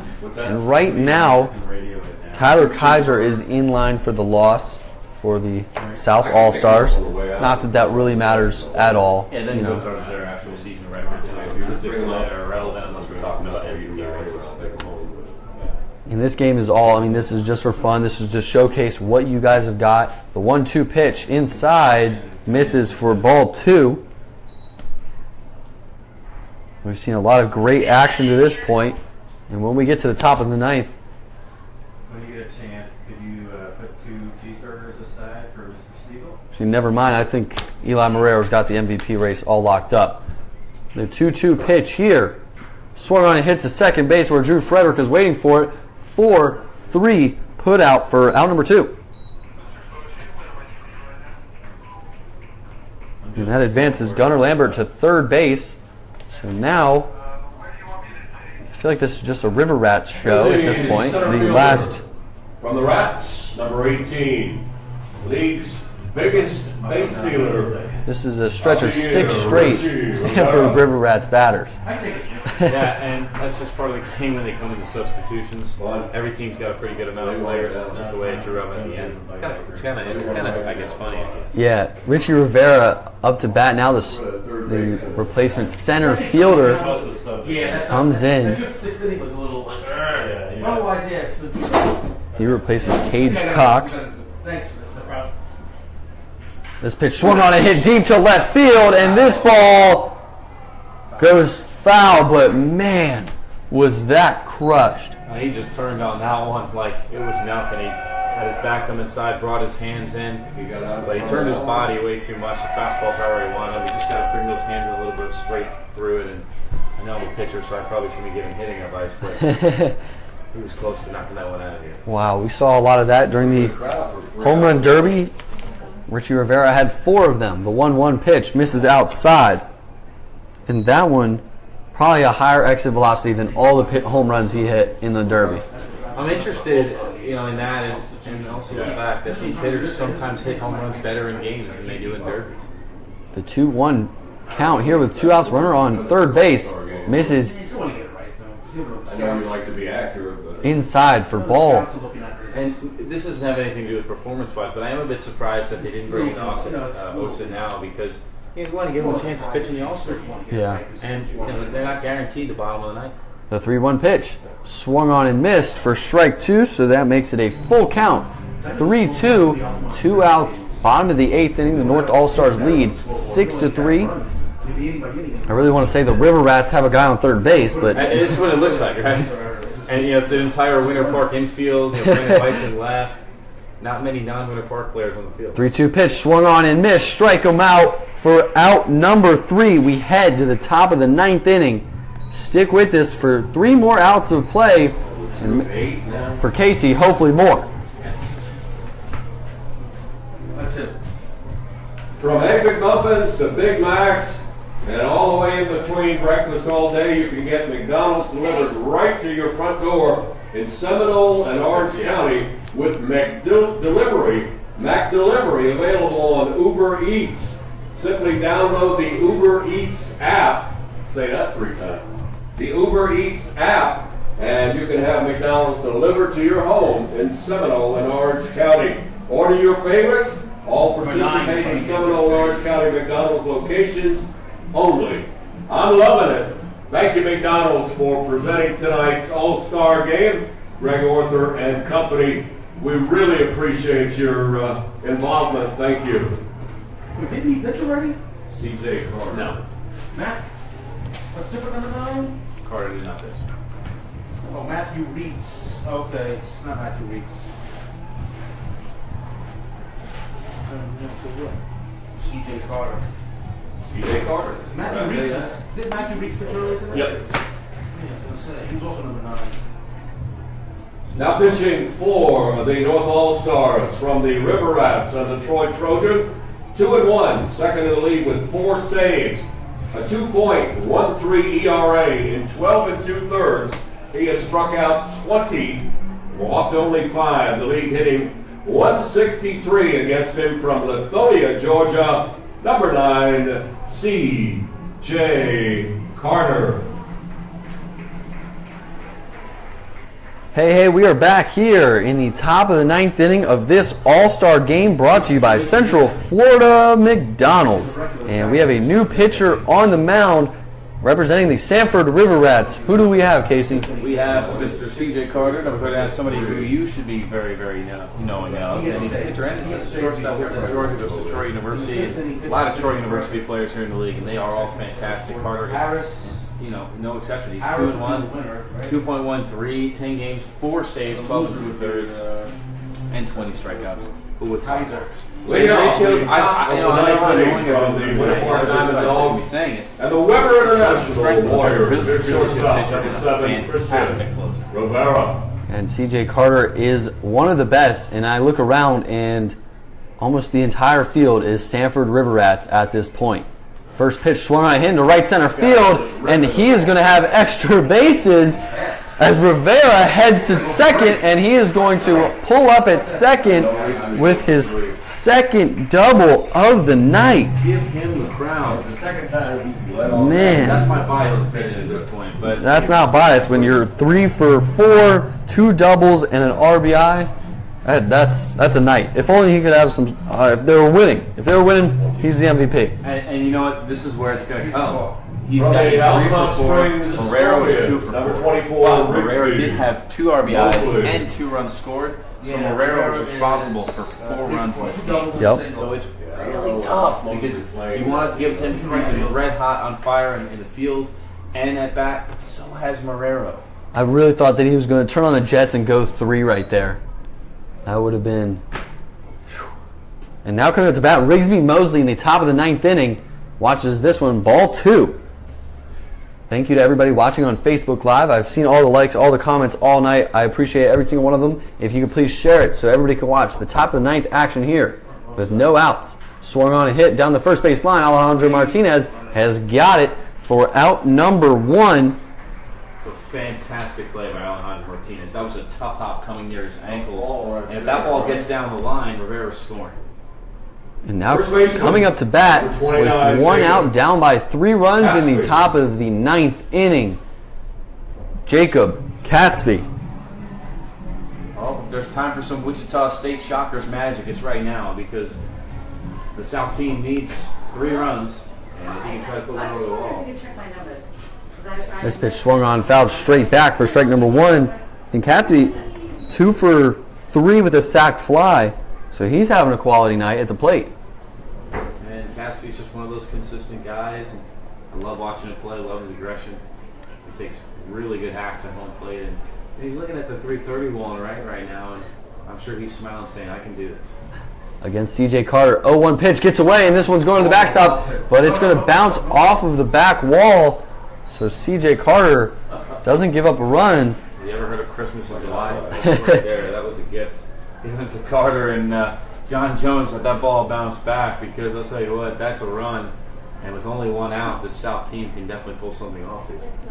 I'm sorry. And Catsby does have a sweet swing from the left side. I don't know what it is about lefties, but man, they have got beautiful swings. It's like smooth power. You ever see a guy who just has effortless swings, but he hits the ball a mile? Robinson Cano, Ken Griffey, just these nice, and Catsby, high praise here. Great swing at the plate. 1-1 pitch, swung on. That ball's hit to right field, and he just hooked it too far foul as that one was gone a mile. Nearly just jumped through the roof. Talking about this guy all night long to try to get him a chance to hit a home run, and he just sent that one to the elementary school behind right field. They foul territory, though. And he chokes up on the bat a lot here. 1-2 pitch, swung on, strike him out, swinging for out number 2 here in the top of the 9th inning. Very respectable at bat for Catsby. That's a great AB. He battled and he hit really well. We've seen a lot of guys pull the ball so hard foul, but with the distance. What do you think? Maybe you can. It's where the pitch is. You have to hit the pitch where it's located sometimes. And as there's a strike to a layout, even though it goes that way, everybody can say, "Oh, just straighten it out." It's where the pitch is, and that's where you took it. You just got to adjust to the next pitch. 0-1 pitch here on Alejo, swing and a miss for strike 2. Alejo 0 for 3 with the walk to this point. He's down in the count 0-2 on CJ Carter, one of the best relief pitchers in the Florida College Summer League with 2 outs. The 0-2 pitch misses with the off-speed, ball 1. Interesting 0-2. Maybe just a chase pitch, maybe. No, it's a little high for an 0-2 in my opinion. If you're going to go high, you got to go high fastball, but you got to bring it up. Yep. He left that one kind of up and away. I wouldn't be surprised if Alejo tried to hack it that one. 1-2 pitch, same pitch, misses outside, ball 2. So now we have 2s on the board, 2 balls, 2 strikes, 2 outs, a runner on third base, which is Christian Rivera after the leadoff double here in the 9th. CJ Carter going to battle here. The 2-2 pitch misses outside, ball 3. Yeah. You know they're going to play the bottom half. Yes. If he doesn't throw strikes, we'll be here all And Chase night. Smart on deck. The 3-2 pitch. Swung on and fouled straight back. So we still have the full count here. We actually just got word from up here in the press box that we will play the bottom of the ninth to get Matt Austin in the game to pitch, which I think is a very class rule in the Florida League to give him an opportunity to play. And fittingly. And more baseball. More baseball. I'm cool with it. Finish the inning. I like that a lot. CJ Carter on the mound. 3-2 count, 2 outs, runner on third base. The 3-2 pitch. Swung on and hits at third base. He's going to lay out for it. It's going to bounce off the glove. One run's going to score. Ray Alejo. Line play. Thank you. I was going to say that because it's one of my guys. Base hit.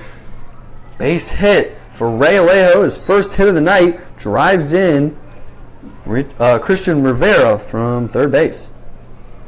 And now There's a catcher or Chase and Smart. Yeah, Chase Smart coming up, and this guy matched 12 home runs in one round of the home run derby. And if you think that's not in his head right now, it's definitely in his head to do something Chase like that. Smart up to bat. 2 outs. Watches this one, ball 1, and that's the last thing CJ Carter wants to do is fall behind a guy that just hit 12 home runs in one round of a home run derby. And you know he's still feeling that stride. I'm sure he still has that swing in his head. The 1-0 pitch swung on and hit straight up. The second baseman gives chase, and Eli Marrero has got it. So that will secure the win for the North All-Stars. But we will still play out this ball game as we head to the bottom of the ninth. The North All-Stars won it 6-4, but the class act continues as we head to the bottom of the ninth.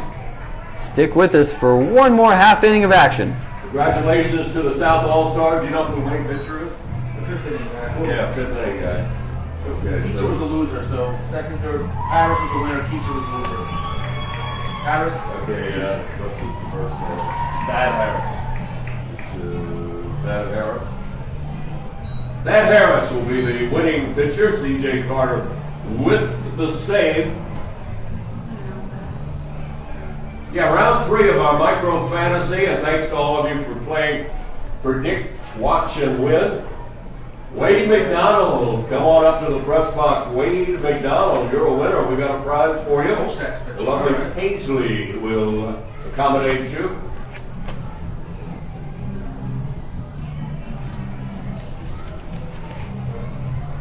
Okay.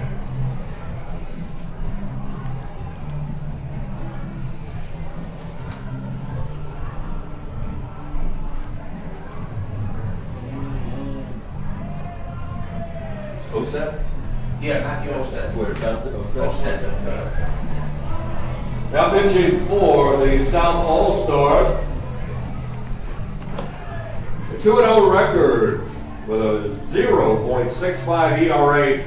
In 13 2/3, he struck out 23 batters, walking only 7, a 143 average the league has against him. From the Scorpions of Altamont Springs and the Buccaneers of New Orleans, he's from Longwood, number 28, Matt Olson. Hey, we are back here at Sanford Memorial Stadium as we are in the bottom of the ninth inning. The North All-Stars already won the ball game, but now we have a new pitcher for the South All-Stars just to, get them in the game, get everybody in the game. This is all for fun. This is for experience. Who do we got on the mound representing the Altamont Springs Scorpions? Well, we got another New Orleans player back-to-back. Right fielder, number 5, Matt Rodney. Altamont Springs for the Scorpions. 2-0 this year, 9 games, .65 ERA, 1 save, 13 2/3. But here's the number in 13 2/3: 23 strikeouts. Wow. So this guy finds his way with his crafty pitching, and he looks like he throws pretty hard. Hit 90 in one of the window pitches, so we'll see how he does here in the bottom of the ninth. Electric stuff. He's going to face Rodney Tenney Close right, he doesn't swing. up first. The left-handed River Rats batter. Watches ball 1. The 1-0 pitch. Misses for ball 2. And now that the game's over, Cody, I think I'm just gonna have to go with my gut. And I'm sorry, but I don't want to do this to Christian Rivera, but when you have 2 runs scored and 2 RBIs and you're responsible for 4 runs in the game, my Duffy Sports Grill MVP of the game has got to be Eli Marrero. The 2-0 pitch. In the dirt, 3-0 count, and we've talked about it all game. It's developed, and I think Marrero is a good pick. Yeah, 2 hits, 2 runs, 2 RBIs. He's helped out big time tonight for this game. And although Christian Rivera has done a fantastic job, and I will make sure to tell him about it when I see him tonight after the game. Hopefully, I can catch him and his family and congratulate him on a 3-for-4 night. 2 doubles. Right, 4 runs being responsible for it is just a bigger feat. Yep, the 3-0 pitch and the win. Your team gets the win. Usually, the losing team, even if they have a great game, they don't normally win the MVP. 3-1 pitch here on Rodney Tenney. in there for strike 2. So he got down on him 3-0, and now he's coming back. 2 straight strikes. And some other notables: Williamson, 2 for 3 tonight with a run scored, Orther 1 for 2 with a run scored as well. I mean, you could look at it all. That's for the North team. For the South team, Danny Rodriguez also played really well. 2 for 3 with a run as well. 3-2 pitch, swung on a hit to center field. Ray Alejo is under it, and he will have it for out number 1 in F8, if you're keeping track at home. Now coming up to bat, Kevin Lambert, the middle infielder, third baseman for the Leesburg Lightning, coming up with 1 out in the bottom of the 9th inning. Thank you to everybody that's stuck with us all night long on Facebook Live. The game is already over, but we're still playing. So I thank all of you for sticking with us. First pitch here, swung on and missed for strike 1. Okay. And I think, like I said, this is cool, even though the game's technically over as far as the results will go in the book. I think it's cool to see this right now. The 0-1 count here with 1 out in the dirt for ball 1. It has been a fantastic day of baseball, starting with the home run derby at 6 o'clock. We saw a show, the 1-1 pitch, check swing. He did go strike 2. And 12 home runs in 1 round for a college kid. That's impressive. Yeah, and the home run derby was cool just to see all these different guys, and how fun they were having was the number one thing in my heart. Just to see how happy they were being. 1-2 pitch, swung on and hit up the middle, and that will be a single into center field. That's just going in there at the bottom of the ninth to get his all-star appearance and finish off his night. He's still throwing strikes. Second baseman from the Rocks. Yeah, and Omar Villeman now comes up to bat, and number 3, Omar. if he hits a home run right here, I think he's the MVP. He scored 2 runs. He doesn't have any hits. He is 0 for 4, but he's scored 2 runs. So even when you don't get hits, you're still on base. But let's just say he hits a 2-run shot here, responsible for 4 runs. I mean, that's an incredible night. Yeah, it's good. I still think Eli Pereira defensively has done, he's had more plays if you're going to look at for both sides, and he would have another hit added to that. So, it's tough. 1-0 pitch. Swung on and missed, strike 1. I just had to play devil's advocate for a second. The odds, Omar probably not going for the fences right here. Not a big power guy, not always. He likes to go the other way with singles, stuff like that. The 1-1 pitch. In there for strike 2. And if it were up to me, I would definitely take Rivera just because he's my guy. 3 for 4, one RBI, 1 run. He's 2 runs. He's responsible for 2 runs. And he's just 2 less than Rivera. And he did have 1 more hit. It's tough. 1-2 pitch misses outside. But all of these guys have played phenomenally all night. The South All-Stars, 4 runs, 11 hits, 5 errors in the field. And the 2-2 pitch, strike him out, looking for out number 2 here in the bottom of the 9th inning. Still a pretty decent crowd here left. Yeah. The bottom of the 9th. I think. I think they all respect the reason why this game is still going. Yeah, and family members want to see us till the end, especially if they're waiting for us at the pitch, guys coming in and hit. And the fans have been great tonight. Will Hodges comes up to bat, swings the first pitch and misses. Yeah, it's been an electric atmosphere all night, starting with the home run derby. I can't say enough about this night presented by Central Florida McDonald's. The 0-1 pitch in there for strike 2. So this game 1 strike away from being over, and I can say that I've had an incredible time calling. This is the first time I've got to call a game with you, and it's been incredible the entire night. Likewise. The 0-2 pitch. Swung on and missed. They're going to just tag him out for out number 3. So the final pitcher of the night comes in, shuts it down. Right, and we expected that the last couple of innings. You look at the runs that were given out, only 1 for a team, and there was a lot of centers put up at the end. Just a great performance. I think everybody hustled hard, everybody wanted to be here. All these players played this game tonight as much as they deserve being here. And I think we'll be laughing after it. It was a fantastic night. Thank you for helping me on the broadcast, and letting me join you tonight. Oh yeah, for sure. I had so much fun. I'm gonna definitely have to come out to Winter Park now and call again with you. This is a lot of fun. Great back and forth all night. Thank you all so much for watching on Facebook Live. The North All Stars go home winners 6-4. Thank you so much for watching. Have a great night and drive home safely.